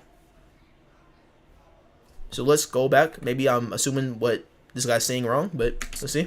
Carissa had already deleted over 60,000 tweets from her. 60K? Damn, nigga. Bah, oh, okay. Bah, bah. Nigga, that's like years of work. What the fuck is that? 60K? Whoa. Account that 60K tweets conflicting with her allegations against him. So again, she curated her whole Twitter page to look like he's been on this shit. When obviously there's shit like, yay, we were at the Flowers Gardens and having a good time, and yay, we went to Popeye's Chicken and we bought the whole place chicken. No, we gotta take all these tweets back and make it look like he's evil. Oh shit. Contradicted the claims she made against him. Okay. Online, now what's her? What is her rebuttal? I need to see that back and forth right here. Okay. Like she drew a little left hook. I mean, my bad, left hook. Okay. Chris jab. Okay. Now what's her counter? What is her counter? We gotta see the shit. What frickin' time he said something. Guess nothing of his is in Dying Light 2. Too bad for DL2. I'm more interested in seeing justice done, even if Chris is trying to be nice about it. Between July Hey, and now, if Chris is really innocent, he took the highest road possible. He's not calling her a bitch, like, oh, you fucking lied to me. He let her get all her shit off, stayed in silence, took all the ridicule, took all of the ridicule, and then just came back with some lawyers, like on some simple shit, some calm shit. Didn't tarnish her name at all. But it's iffy. I don't know if he did it or not. I feel like he didn't do it, man. Cause that's evidence right there. She took down 60K tweets. That is effort. God damn. November 2021, Chris's legal battle continued. A Los Angeles judge named Theresa M. Traber heard the case against Carissa's, which was an early win for Chris. However, the claims against Kelly were thrown out because she lived in Illinois, and California courts can only deal with people and matters within the state's borders. Chris didn't let that stop him, though. In September 2022, he filed a new lawsuit in Illinois where she lived. This case moved forward in November 2022. Both cases went to trial, then 6 months later, during a court-ordered mediation, both sides sat down with a neutral person and tried to work out their differences. Something changed. On March 24th, 2023, Chris, Carissa, and Kelly reached a settlement. Finally, all the claims made against Chris were dismissed and could not be made again. On top of that, Chris walked away with a 7-figure payout and a signed statement from both women. On his Medium page, Chris shared this statement on March 25th, 2023. Mr. Avalone was never inappropriate with either of us. We have no acknowledgement that he has ever intimately abused any women. We have no acknowledgement that Mr. Oh, Avalone you lying bitch! What the fuck? She wrote this. Carissa Barrows and Kelly Ray Bristol. Lying bitch. What the fuck? Why would you say that about this man? Tarnish his legacy. Holy shit. Or like, not tarnish, but almost tarnish his legacy. God damn. You were that mad over a breakup? You were that mad. I get it. Console Jackie. Okay, nigga. Chris is an asshole. Fuck him. Okay, that's all it should be. You're doing this weird shit. Trying to ruin his entire career and shit. This nigga has to make fire games. What are you doing? This is for us, the community. We need fire writers. There's not too many... There is not too many good writers in the game industry left. And you're gonna do it to Chris Avalone? Damn. Damn, bruh. Like, come on, man. He wrote Fallout New Vegas. You're gonna do this to him, my nigga? I get like a random nigga on the street. Him? We wanted to support women in the industry. In so doing, our words have been misinterpreted to suggest specific allegations of misconduct that were neither expressed okay, nor like, intended. hey, woman power for real. Like, women are cool, man. I love women. They make beautiful shit, beautiful art, stories and shit. But nigga, this is not the way to get people on your side. This is terrible. What a terrible display. about the safety, security, and I am agency of women, disgusted. minorities, LGBTQIA+ persons. I get it, and yes, every other I get community it. that has seen Equality, persecution in the equality. video game industry. But We nigga, believe at Mr. what Alderman cost? shares a desire to protect and uplift those communities. We believe he deserves a full return to the industry and support Yes, him in those endeavors. yes. The statement ended with Carissa and Kelly saying they believed Chris deserved a full return to the industry. After that, Chris went on to say, I appreciate the willingness of Mrs. Barrows and Mrs. Bristol to work with us in addressing issues within the gaming community, and their advocacy is to be commended and supported. There are still many very real challenges that we face, but I'm confident we can face them together. In the spirit of these goals, I would ask everyone to respect the privacy of Mrs. Barrows and Mrs. Bristol. This nigga handle this with class. Okay, Chris, I see you. Our culture and our communities. 2 days later, Always on Monday, March hitting that 27th, 100 speech 2023, skill Chris check, emailed nigga. media Always singing the outlets right and asked shit. them to take back That's the how you do that statements shit. made about Chris. And so, all the media outlets that had reported the story added editor's notes to their original articles with the update regarding the official ruling. Chris walked away from this experience and continued working hard to rebuild his reputation. Good shit. Sadly, just 2 months later, in April 2023, his mother died. Then, in June 2025, 2 years later, Chris Damn. joined another RIP. game development company called Republic Games. And as of making this video, he still works there. The following year, on February 5th, 2026, 80 Level, a prominent global industry platform and media outlet that is dedicated to video game development, published an interview that they had with Chris. In it, Chris told them that he was working on 4 projects, but the main one is an unannounced dark fantasy game. He also said that he was enjoying it more than he thought he'd ever enjoy working on a project. No release That's date sick. has been Okay, given Chris. for any of the video games that Okay. he's working on, as they are still in the early I'm excited stages for of that. development. Good shit, Chris man. spent 2 years taking legal action against false claims that were made about him. But the next Damn. person lost his reputation entirely, and it's something he will never get back. Oh The New shit, Jersey he looks judge evil. agreed to release Mark Paulino, the man known as Santa Mark, from jail Santa while Mark. he awaits his criminal trial for charges. Whoa!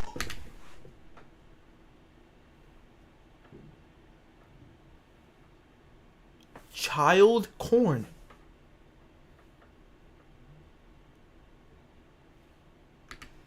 Did I see that right? Agreed to release Mark Paulino, the man known as Damn, that's Santa bad, Mark, man. from He looks like a jail while bad he awaits his Fallout criminal villain. trial A bad for Fallout NPC. charges. Nigga. Something's wrong with this nigga. Jeffrey Duncan Jones was an accomplished Oh actor, no. nominated for a Golden Globe You're a for villain, Best man. Supporting Actor for his portrayal of Emperor Joseph II in the 1984 film Amadeus. For a while, he was even the voice What type of behind one niggas is the Fallout's Fallout most popular community harbor? Jesus. game characters, President Dick Richardson. His career was That moving is ahead nothing quite to- nicely wait, until is that him in the game? characters, President Dick Richardson. His career Wait. was behind one of Fallout's most popular in-game characters, President That Dick never looked like him. Richardson. His career was moving ahead quite nicely until he had a visitor at his Hollywood home. Jeffrey, the son of Douglas Bennett and art historian Ruth Evelyn Jones, was born on Saturday, September 28, 1946 in Buffalo, New York. He was only 11 months old when his father Douglas died on August 30th, 1947. R.I.P. Ruth Douglas. was a single parent who did her best to support her son. As Jeffrey grew up, she encouraged him to pursue acting, which he did. By 1964, 18-year-old Jeffrey graduated from the Putney School in Vermont and enrolled as a pre-med student at Lawrence University. At university, Tyrone Guthrie, a British theatre director, noticed that Jeffrey had talent. In 1967, Tyrone asked Jeffrey to join the Guthrie Theatre in Minneapolis, Minnesota. 21-year-old Jeffrey accepted his offer and began a stage career of over 125 productions and 50 years. By 24, Damn. Jeffrey had moved from theatre to film. 125? In films like Beetlejuice Shit. and Amadeus Okay. and TV shows like Deadwood and doing some voice acting. In 1998, Jeffrey worked as a voice actor for Fallout 2, a post-nuclear role-playing game, which was released in October 1998. This was also the only voice acting work he ever did for Fallout. Jeffrey voiced the main villain, US President Dick Richardson, a strong patriot who used extreme policies aimed at wiping out all mutants. But while Jeffrey's career was moving along, the personal choices he made soon overshadowed that. Well, hello there. Glad to make time for one of our gallant troopers, but I am rather busy, so, what can the President of the United States of America do for you? During 1999, one of Jeffrey's acquaintances introduced him to a young male person who I will call Stephen. Stephen was just a regular kind of kid from Fontana, which is approximately 50 to 60 miles, or about 80 to 96 kilometers, from Hollywood. Between September 2000 and May 2001, Stephen visited Jeffrey at his home in Hollywood many times. When he visited Jeffrey, he was given a costume and props and told to pose for photographs. What actually happened during those visits wouldn't come out for months. About 6 months later, in November 2001, Stephen reached out to the Los Angeles Police Department, and he had a story to tell. He alleged that Jeffrey was involved in exploitation and told the police that Jeffrey had paid him to take part in these crimes at his home. The police then followed procedure and got a search warrant for Jeffrey's home, and during the search, they came across various explicit photographs and digital files. All the evidence that they gathered, along with Stephen's allegations, started what was to become an in-depth investigation. Finally, a year later, on November 13th, 2002, a warrant of arrest was issued for Jeffrey, and because he was a famous Hollywood celebrity, the case became international news. He was charged for using a young person for illegal acts and having illegal images of a young person. The next day, he handed himself over to the police, and later that day... Sorry, just give me a second. I'll answer this real quick.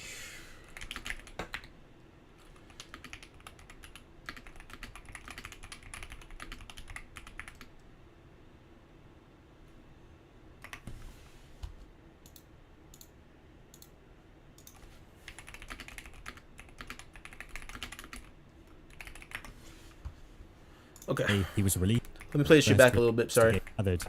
They came across various explicit photographs and digital files. All the evidence that they gathered, along with Stephen's allegations, started what was to become an in-depth... Oh shit, okay. Stephen reached out to the Los Angeles Police at Hollywood. Okay, replay. During 1990. What can the President of the United States of America do for you? During 1999, one of Jeffrey's acquaintances introduced him to a young male person who I will call Stephen. Stephen was just a regular kind of kid from Fontana, which is approximately 50 to 60 miles, or about 80 to 96 kilometers, from Hollywood. Between September 2000 and May 2001, Stephen visited Jeffrey at his home in Hollywood many times. When he visited Jeffrey, he was given a costume and props and told to pose for photographs. Oh no, bruh, why are you doing this? This is some random ass shit. Here, hold the stick in your mouth and pose for me, little kid. What are you doing? Nigga, stick to video. Like, all you gotta do is focus on your craft, man. When niggas are given too much money and too much space just to be creative with shit, niggas get freaky and weird all the time. Like, just focus on the cool shit, not the bullshit. God damn. Visits wouldn't come out for months. What are you doing, About dude? 6 months later, in November 2001, Stephen reached out to the Los Angeles Police Department. Weird ass photos, he had a man. story to tell. He alleged that Jeffrey was involved in exploitation and told the police that Jeffrey had paid him to take part in these crimes at his home. The police then followed procedure and got a search warrant for Jeffrey's home, and during the search, they came across various explicit photographs and digital files. All the evidence that they gathered, along with Stephen's allegations, started what was to become an in-depth investigation. Finally, a year later, on November 13th, 2002, a warrant of arrest was issued for Jeffrey, and because he was a famous Hollywood celebrity, the case became international news. He was charged for using a young person for illegal acts and having illegal images of a young person. The next day, he handed himself over to the police, and later that day, he was released on a $20,000 bail. 8 days later, on November 1st, He was released? 2002, How is that a thing in law and order? What type of society do we want? We're losing the plot here. We don't release niggas like this. We keep him locked up. He's on that weird shit that is a harm to children. We cannot 20K bail? At least make it $1 million, my nigga. Like, do something to where this nigga has to really do something. I don't know. I don't even know where I'm going with that thought, but my point is that this shit is ridiculous. How is he able to pay his way out of being locked up for something like this? I get, okay, you might rob somebody. You can come back from robbing somebody. You could change your life around, go to church, something cool just to change your life around, okay? You don't deserve to be sentenced to fucking hell for robbing somebody. We're all humans. We make mistakes. A nigga could be hungry, broke. Niggas robbing just out of survival. You know what I'm saying? So I get that. But there's no sympathy for a nigga like this. Again, hold a stick in your mouth and pose for me, little kid. That, like, I'm not trying to make a joke, but I'm just saying, that shit is crazy that a nigga like this can get out for 20K. Make it $1 million. He belongs in hell. Sir, he has photos of the little kid just in his desk. Oh, yes. Oh, look at little Jimmy when he was 6. No. I'm sorry, man, but shit, man. Been caught. That's some shit right there. Guilty, and the case was pushed back for Get the fuck out of here. Again, on January 9th, 2003, Jeffrey appeared in court. Tomato ass time, bitch. The case was delayed for another 6 months. When Jeffrey I hate this finally nigga, went back man. to court on Tuesday, I hate July 8th, I hate this nigga. 2003, he did something no I hate one him. may have expected. He changed his plea to guilty. Rather than continuing to fight the charges, he accepted a deal and no longer fought them. Guilty As ass part of the bitch. deal, prosecutors dropped the charges related to having illegal material involving a young person. In exchange, Jeffrey admitted that he had paid a young person to pose for inappropriate photos. Jeffrey wasn't sent to prison, but placed on 5 years probation, meaning that he had to follow strict court rules under supervision. He also had to register as an intimate offender for life. Whoa!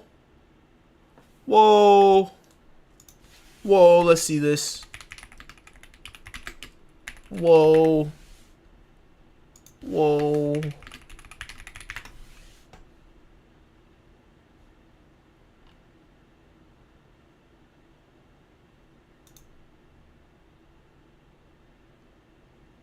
Oh my god. He's really on this shit. This nigga wasn't joking. Crime.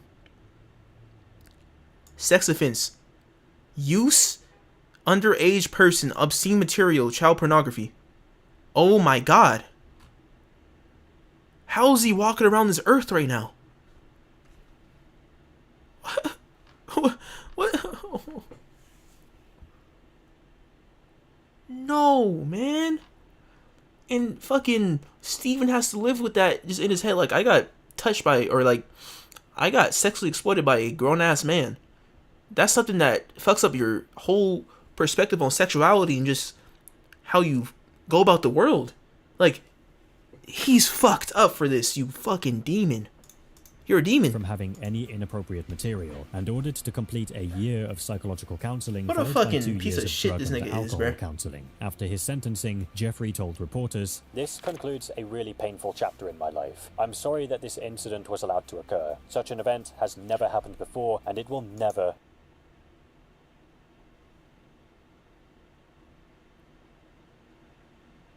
happen again." Immediately after Jeffrey's case was out in the open, his acting career was affected and studios removed him from upcoming projects. Yep. And by the time he was sentenced in 2003, his work had already dried up. He returned to the screens for a small role in Deadwood, but by 2007, his film and television career was basically over. But the story didn't end there. In October 2004, once he was an adult, Steven sued Jeffrey for the abuse he had suffered. Steven won because 2 years later, Man, these in Fallout games 2006, must really he and have Jeffrey came radiation, to a because these private niggas settlement. are For Jeffrey, the story didn't toxic. come to an end after the settlement because he was arrested twice more after his sentencing. Once in 2004 for failing to update his address in Florida, and then again in 2010 in Los Angeles for not updating his registration. Damn. When Jeffrey appeared before Supreme Court Sloppy Judge ass David nigga, Horowitz, lousy. his guilty plea kept him out of jail, but he didn't walk away without consequences. The judge sentenced him to 250 hours of community service and another 3 years of probation. And that's For nothing, 6 years man. After his 2010 You just fucking arrest, traumatized the Jeffrey kid. What are you basically lived doing? Out of the public light. But that What judge is changed this, in nigga? 2016 when a photograph of Jeffrey and 21-year-old Justin Bieber at a restaurant surfaced online. Yahoo News even wrote What an the article fuck? about the picture on July 25th. When some of Justin's fans recognized Jeffrey, they raised concerns online and called him a PDF. Fans also asked Justin if he knew about Jeffrey's history, but Justin never responded. Jeffrey had another blow when he was booked to appear at the November Rhode Island Comic Convention 2023.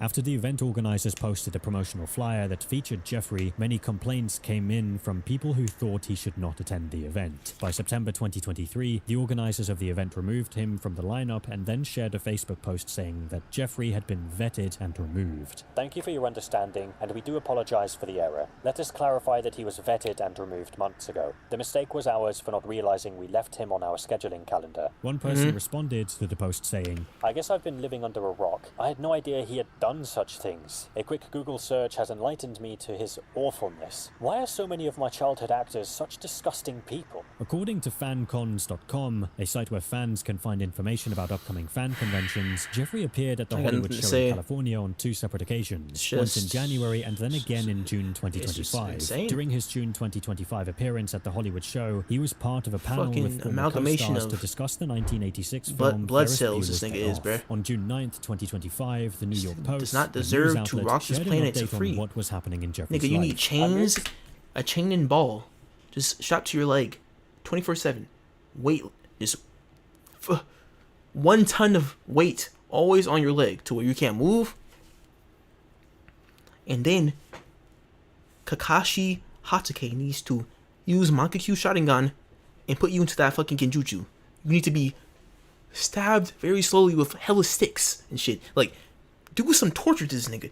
Do something. He does not deserve just to... He gets to wake up, eat breakfast, have a life. What are you doing? We lost a plot in this world, man, because he's roaming free. Sex offender. Like, what? Sex offense is like the worst offense you could do to a human being, other than killing them, right? To live in the desert. I didn't want to be in LA anymore, but I got my family. Yeah, I bet you didn't want to be in fucking LA because the people will just point at you. Oh, sex offender, run away, hide your kids. Of course you fucking moved to fucking follow New Vegas, nigga. Damn. Get old fast. I'm driving back of course you moved to the fucking desert. I get you. I get your plan. I've given up because I can't keep going back and forth. Stupid ass bitch. To the desert. What the fuck? Jeffrey is now 79 years old and lives a rather isolated life. Yeah. The choices he made be alone, his nigga. legacy and exploited a young person whose true identity has never been revealed. You're in stupid. The next case, the choices someone made left a community stunned and digging for the truth. Winchester Mystery House is opening new doors as KPIX5's Ann Makovic reports. The San Jose attraction will now allow visitors to view parts of the home that have never been seen before. In Fallout 4, there's a tourist attraction called the Grandchester Mystery Back to Mansion. this shitty ass game. Oh my god.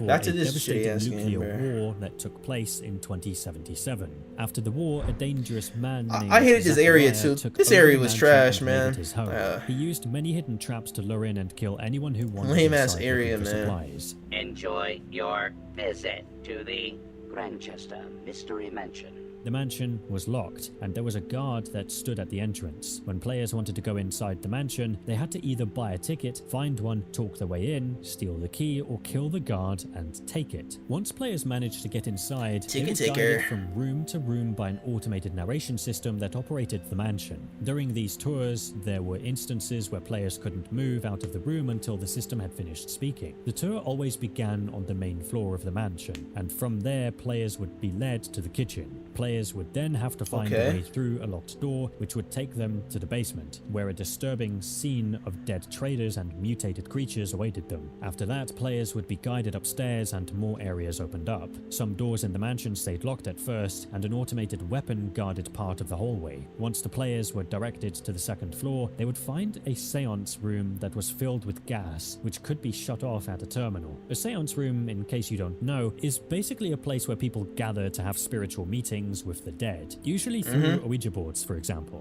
Then there was the child's bedroom and the parents' room, which is now occupied by Zachariah, who teased players through intercoms as they struggled to avoid his traps. From there, players could reach the attic, which was filled with junk, a weapons bench, and a chemistry station. Resident Evil 7 ass villain, bro. What the fuck? That stood out most. There were doors that had been boarded up, windows that looked into other rooms, and staircases that led nowhere. Plaques that described the mansion's dark history were also scattered throughout the mansion, and often players would catch glimpses of a young girl's ghost. She was nameless and only appeared as Girl in the game. but she was the younger version of Lucy, the daughter of two Fallout characters named Hannibal and Morticia Grantchester. Lucy was an only child, and her parents shared names with famous horror characters Hannibal Lecter and Morticia Addams. Hannibal never really wanted children, and when Morticia got pregnant, that didn't change his feelings. In fact, things only got worse when Morticia almost died giving birth to Lucy. In the end, Lucy goes crazy and murders her parents, and eventually, after Lucy's death, the Nuka-Cola Corporation, the most dominated soft drink manufacturer in pre-war America in the Fallout lore, bought the mansion and turned it into a haunted tourist attraction. They also installed a narration system and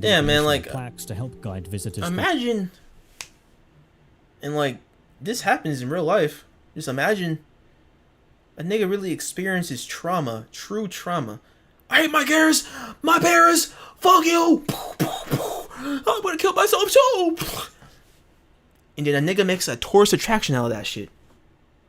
Isn't that crazy? Like, there's something fundamentally sick about that, if you think about it. Not in a good way, but just, like, actually sick. Like, disgusting. Because you're profiting out of something that is terrible that just happened to 3 people. What the fuck? Like, I get that it's interesting that happened and shit, but... And you know, like, I get even preserving that area just to preserve it, but once you start charging for that type of area, I need $50 from all y'all niggas to get inside this house, because them niggas really went through some shit in there, and I need that money. That's when it gets crazy, because it's like you're profiting off of someone's trauma. That's crazy to me. The Grantchester Mansion murder story. Morticia nearly died. They got speakers and all types of cool shit now. Bethesda Game Studios released Fallout 4, Nuka-Cola. It's just like a weird concept that like no one really talks about. Like, people just go inside, have a good day, and walk out. Niggas died there. What players don't know is that when designing the mansion, you know what I'm saying? Like, shit. Places and events for inspiration. Most notably, the Winchester Mystery House, which is a real house with many interesting layers and can be found at 525 South Winchester Boulevard in San Jose, California. Oh, I know this house. Victorian and Gothic style mansion. I know this house. I haven't been there, but I plan on going there one day. The wealthy widow of William Wirt Winchester. William was the heir to the Winchester Repeating Arms fortune, the company that manufactured the Winchester rifle. When he died in 1881 He's balling. from He was balling when he died. Sarah He had millions. $20 million. That Winchester, my nigga, in Call of Duty? Come on, man. Company. Not long after her husband's death in March 1881, Sarah allegedly went to see a respected medium in Boston named Adam Coons. She believed she was being haunted by the spirits of the people who had been killed by Winchester guns. Legend says Adam warned her that if she ever finished building the house, the spirits would take her life. Not long after seeing Adam, Sarah moved from New Haven, Connecticut to California, and while she had she was convinced, New Haven that she and William had built, she wanted to be closer to her family. Another reason for the move was because she had rheumatoid arthritis, a painful joint condition, so the warmer Californian climate would help her. 3 years later, in 1884, she bought a 45-acre and 2-story 8-bedroom farmhouse in California and named it Yanada Villa. Sarah was interested in architecture, so the project gave her a new creative outlet, and soon construction began. Over time, as construction continued, the farmhouse became a massive home with staircases to nowhere, doors that opened into walls, and a maze-like design. Construction did not stop for 38 years and cost around $5.5 million. That's like around $71 million in today's money. Sarah died in 1922, and the mystery house was 24,000 wait. That was worth that much back then? That's crazy. She was balling. Construction did not stop for 38 years and cost around $5.5 71 million willies. That's like around $71 million. Jesus Christ. For a shitty ass house with fucking stairs that goes to nothing, nigga? 71 million? What type of budget is that? Poor spending. In today's money. Sarah died in 1922, and the mystery house was 24,000 square all feet. that just to die, though. All that work just to die. Yeah, I mean, like, I guess you could say that about anything in life, but, like, I don't know. All that work just to pass away. Like, life really isn't shit. Spent 71 million, 5 years of her life making that shit. All for nothing. You know what I'm saying? But At least there's history about it now. There's a video talking about it, so I guess she still lives on some type of way. Sarah died in 1922, and the mystery house was 24,000 square feet. That's 2,230 square meters. It had 10,000 windows, 2,000 doors, 180 rooms, 47 staircases and fireplaces, 17 chimneys, 13 bathrooms, and 6 kitchens. After Sarah's death, the home became a historic landmark and tourist attraction. The Winchester Mystery House's story and strange architecture have inspired many writers, and many Fallout players have said it resembles the Grantchester Mansion. 70 years That's ago cool, I today, guess, that mobster Benjamin her house kind of got Siegel was shot internalized and into killed media in Los and books Angeles. and even video games.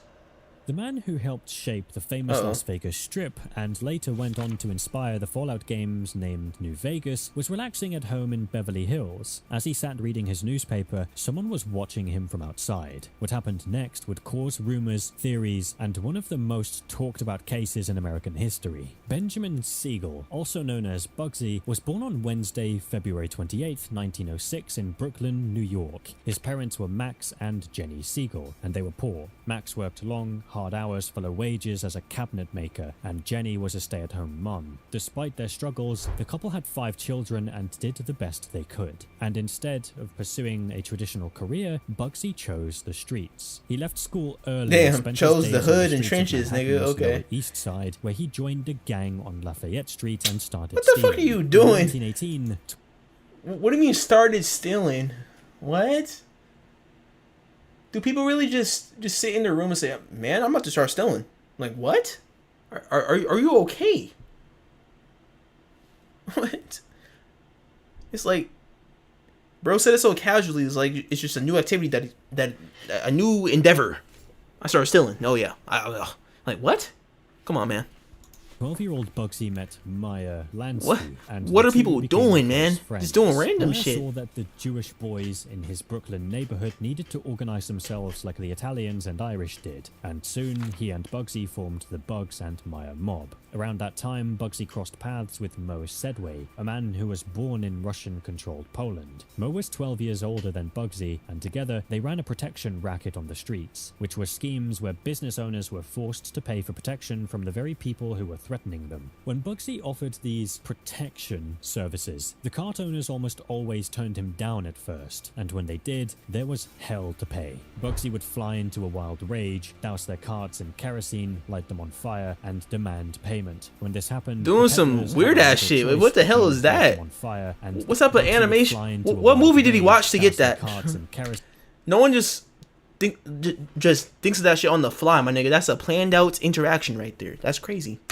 Light them on fire, and demand payment. When this happened, the peddlers, having little choice, would pay Bugsy's $1 fee for his protection. From 1920 to $1. 1933, alcohol was shitty ass banned bodyguard, across the man. What US, the hell is that and shit? during this time, That's hella cheap. Bugsy became involved in transporting and protecting illegal alcohol shipments across major East Coast cities. As his reputation grew, he connected with mob figures like Frank Costello, which gave Bugsy a level of protection and influence that no street-level enforcer He's a could real have nigga. known. Bugsy was involved in the substance trade, and he also ran pay-for-play rings on the side, which are basically criminal schemes where people can pay money to gangsters in exchange for favors and services, which can range from smuggling to committing financial or political scams. He was making a lot of money, and by his early 20s, he could afford a suite at the Waldorf Astoria Hotel and a Tudor home in Scarsdale, New York. Over the years, he had earned a reputation for being dangerous, fearless, and loyal. Since childhood, Bugsy had also been friends with Al Capone, one of the most powerful gangsters in America. Yep, I know that guy. When a warrant out for Al, Bugsy helped his friend out and let him hide out at one of his aunt's homes. It wasn't all work and no play for Bugsy. In fact, he played hard.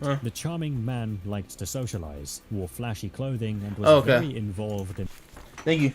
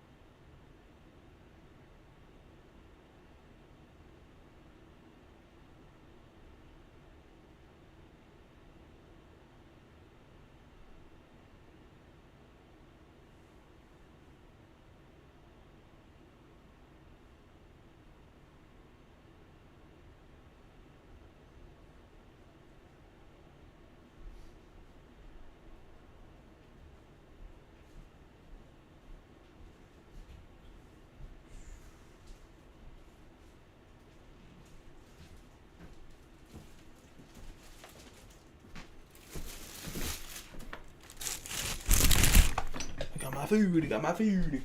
I got my food. I got my food. I got my food.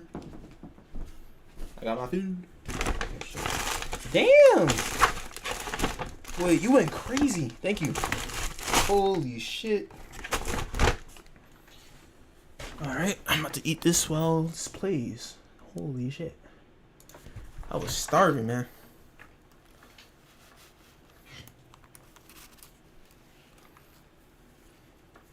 Okay, I don't know what I got. Nachos? Ooh!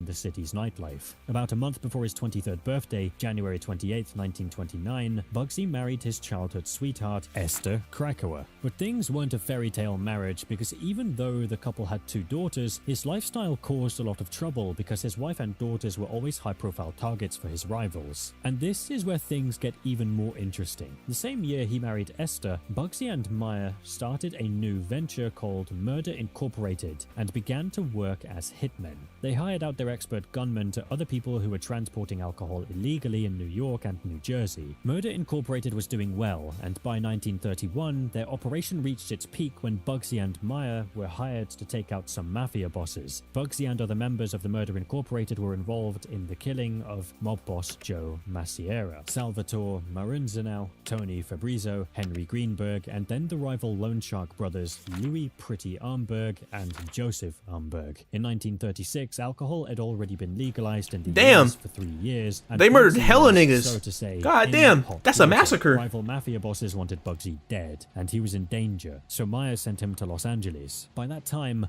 Bugsy had already quite a long criminal record that included armed robbery, rape, and charges for taking people out of this world, moved his operations west, where he focused on illegal gambling while keeping his ties to New York. When he was settled in Los Angeles, Bugsy brought in gangster Mickey Cohen as his right-hand man, and then forced local mob boss Jack Dragner into a lesser role. On paper, he earned his money through legal gambling, but in reality, he was running illegal betting operations across the city, building a drug route from Mexico and working with the Chicago mob. According to the New York Times, these operations were pulling in $500,000 a day. By 1942, Bugsy and Esther were living completely separate lives, and they eventually got a divorce, but not before he met a woman named Virginia Hill in Los Angeles, who was already an established crime figure by that point in time. She had a strong, outgoing personality, and the relationship between Bugsy and Virginia developed fast, both personally and professionally, and the two soon started dating. The new relationship didn't mean that Bugsy's problems were over, though. In 1946, the Chicago mob cut him out of his share of their joint gambling operations and handed his cut to Jack, which left Bugsy furious. But Bugsy was still making money because he controlled offshore casinos, a pay-for-play ring, and a network of politicians and lawyers who kept his name clean on the surface. Las Vegas was growing, and Bugsy saw new opportunities in the desert city. The first would be through illegal services connected to the workers who were building the Hoover Dam, and then later through early casino investments. Bugsy also helped finance and flip the El Cortez Hotel, a deal that made a profit of Damn, okay, so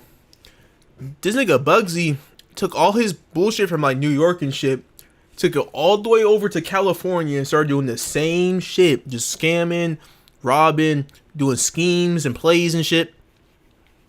Crazy. What the fuck? It's like, that's his character trait, nigga. He is a gang operator, a gang leader. Just on that weird scheming ass shit. Wow. $66,000, which was enormous back then. In late 1945, Bugsy took over the final stages of the Flamingo Hotel project in Las Vegas after its original owner, Hollywood Reporter publisher Billy Wilkerson, ran out of money. The Flamingo's construction budget, which was being financed by the mob, started at $1 million, and Bugsy had expensive taste and little patience for being questioned about it. Calls from the mob men financing the Flamingo often went unanswered, and updates were few and scarce. This caused the mood back in New York and Chicago to shift from frustration to rage. Before the Flamingo opened to the public, a conference was held in Havana, Cuba, between Sunday, December 22nd and Thursday, December 26th, 1946.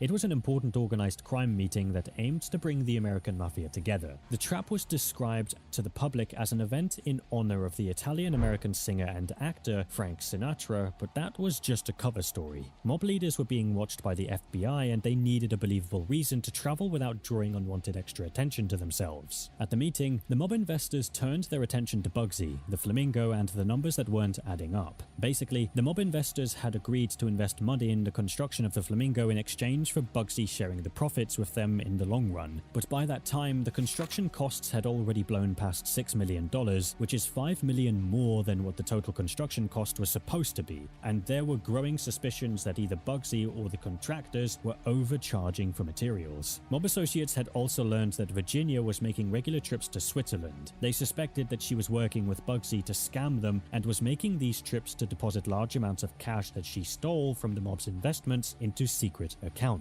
Whether the money was being mismanaged, stolen, or both, nobody knew, but the mob was watching, and their patience was running out. During their talks, the subject of killing Bugsy came up, and after some discussion, they agreed to hold off, at least for the time being. The mobsters agreed that the hotel's opening would decide his fate. If the flamingo succeeded and it pulled in enough profits that they would get their money back, Bugsy lived, and if it didn't, the conversation would continue. Back in Las Vegas, on the same day the Havana conference ended, the flamingo opened. Unfortunately, entering the doors of the so-called luxury resort felt more like stepping onto a job site. Loud construction noise carried through the hallways, and large sections of the hotel were completely blocked off because they were unfinished. The hotel rooms weren't ready either, which meant no one could actually stay the night. So when gamblers won money at the casino, they took their winnings and left instead of gambling them away again because there was nowhere to stay and nothing to keep them there. The opening did not go smoothly, and later that night, when Bugsy learned the casino was losing money, he became angry and verbally abusive towards guests. Despite that, the casino stayed open for a few weeks, and in that time, the flamingo lost about $275,000 at the gaming tables alone. Finally, on Friday, January 17th, 1947, Bugsy closed the flamingo so that construction could be finished. Almost a month and a half later, the flamingo reopened to the public on Saturday, March 1st. Damn.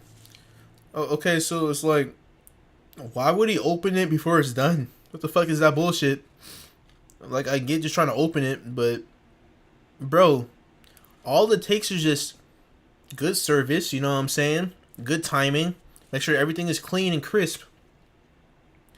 It's like, he tried to release the beta of the game, my nigga. Like, it's okay. Work on your video game. Let it be done and fully complete before you actually show it to people, man. Because people go off first impressions. Now even with this shit probably being all nice and fluffy now and done, people already had that first impression of the Flamingo being a trash ass place to be. So it's like, you're losing customers. So it's like, okay, maybe you might lose some customers not having it open when you need it to be open, but you're gonna gain so many more just by having a good... What the fuck? What is this?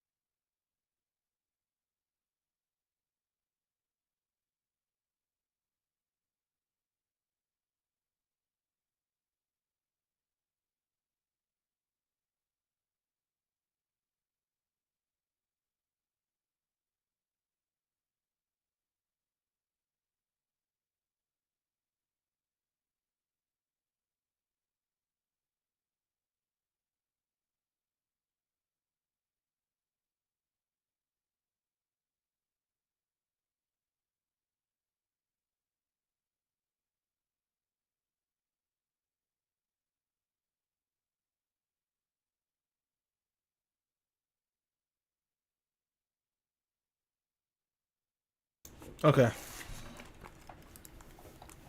But yeah, it's like you're you're losing so many more customers by leaving a bad first impression. That's not like my main point about that statement I was making. So this dude, main case in point is do shit good the first time. Just have it be already polished and done. It might take some time, might go through some delays, but as long as you deliver when it's time to deliver, we're all happy. Like, nigga, it's okay. Just take your time. Shit. Like, Bugsy's tripping, bro. I don't know. What's he doing? Started to make money, but by that point, the mob financiers had lost their patience. The costs kept climbing, delays kept mounting, and Bugsy was dodging calls, so they called a second meeting in Havana. 2 months later, in May 1947, the Flamingo was turning a profit, but nowhere near enough. The mob believed that Bugsy was pocketing some of the profits that were actually supposed to be for them, and they were fed up. In their opinion, he was unpredictable. They'd lost their faith and trust in him. At that point, they came to a final decision about Bugsy. When Bugsy heard about the meeting, he traveled to Havana to ask for more time to pay the mob investors off, but they were not budging and demanded that Bugsy pay the money he owed immediately, which caused Bugsy to go into a fit of rage and leave. Then, the following month on Friday evening, June 20th, 1947, Bugsy and his friend, Alan Smiley, visited Virginia at 810 Northern Linden Drive, Beverly Hills. Just before 11 p.m., he was reading a newspaper when someone opened fire through the window. 9 shots were fired from a rifle, and 4 of them. Nigga was reading the fucking newspaper. Nigga got gunned down hella quick. Damn. No, like warning, like, hey, I'm about to shoot you. Just nigga, just straight the gun in. He was reading a newspaper when someone opened fire through the window. 9 shots were fired from that's a rifle. crazy, man. Niggas be dying like that for real. Hit Alan. Bugsy was hit twice in the torso and twice in the head. One of the bullets even forced his eye right out of. Twice in the head. How are you not dead? Like, how is this narrator still talking like he survived after that? What? Paper's eye right out of its socket, and the other hit his cheek and twice in the head. One of the bullets even forced his eye right out of its socket, and the other hit his cheek. He died right where he sat. Okay, yeah, okay, he's dead. I was like, damn. Minutes after the he survived that? 2 bullets in the head? You survived? Control of the 77-room, low-rise, modern-style building that was designed to feel like a tropical oasis. The Bugsy top-floor suite had window panes that were bulletproof, and there was only one entrance to it with 5 possible exits. This included a hidden ladder in a hallway closet leading to a basement tunnel, which connected to an underground garage where Bugsy allegedly kept a standby getaway car in case he ever needed an escape from a hitman, but that ship had long sailed. The mob then helped organize the sale of Bugsy's remaining shares, and the Flamingo thrived. In fact, it went on to set a whole new standard for Las Vegas casino resorts. After his murder, Bugsy's money paid debts and was distributed among mob associates, creditors, and family. When Bugsy died in 1947, he was 41 years old and worth about. The Flamingo thrived, long sailed. The mob then helped organize the sale of Bugsy's remaining shares, and the Flamingo thrived. In fact, it went on to set a whole new standard for Las Vegas casino resorts. After his murder, Bugsy's... Wait, okay. I thought it thrived because of his name, and like, okay, Bugsy died, he was a big nigga in the gangster game, so this is like a historical casino. I thought it was thriving because of that, but obviously it was because of something else. Money paid debts and was distributed among mob associates, creditors, and family. When Bugsy died in 1947, he was 41 years old and worth about $5 million. This was a considerable amount in the 1940s. Estimates from Celebrity Net Worth and USA Today put that at roughly $100 million today. On June 26, 1947, Bugsy had a small funeral that was held in Los Angeles, California. The service lasted only 5 minutes. His ex-wife Esther, her children, Bugsy's brother and sister, and just one other person attended. Nobody was ever charged with Bugsy's murder. Virginia went on to marry an Austrian ski instructor and kept her ties with the mob. 19 years after Bugsy's murder, Virginia was found dead on a mountaintop in Austria on March 14, 1966, and her death was considered to be by her own hands. The Las Vegas Sun, an online newspaper, reported that the Flamingo is said to be haunted by Bugsy himself. There were reports of a man in a suit and the smell of cigars around the wildlife habitat and rose garden. Objects have reportedly moved, and strange sounds have been heard in the presidential suite and wedding chapel. Man, humans are so dumb, man. It's like they just can't be satisfied. They always gotta add some some shit to any area that someone died in, like, oh, it must be haunted by this nigga. I smell cigars and I saw a nigga in a suit. Nigga, life is not that cool.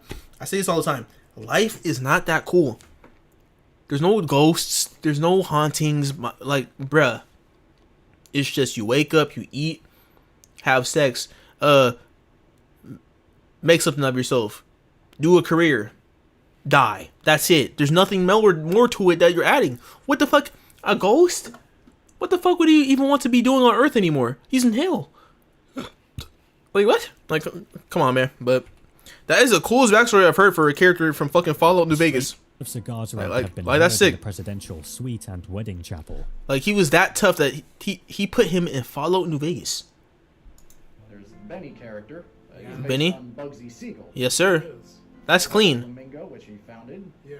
Over 50 years later, on that's October clean. 6th, 2010, That's Bugsy clean. began to share his time between the spirit world and the virtual world. The project director of Fallout New Vegas said the character Benny, the head of the chairman, was inspired by Bugsy himself. So the game, in a way, brought the mobster back to life. And in case you haven't played the game yet but plan to, I'd just like to give you a spoiler warning. You're crying. Skip that, please. Who's along the house's army that choose when he was just 12 years old. Okay. I'm gonna end it here. That was a fire ass video, but I don't like spoilers and I don't really feel like watching more of the video. A lot of weird shit happening inside the Fallout community though. We got characters based on real life gang members. We got child predators. We got niggas walking around in cosplay getting arrested. What the fuck is going on, man? My name is Riku and I'm out. Peace.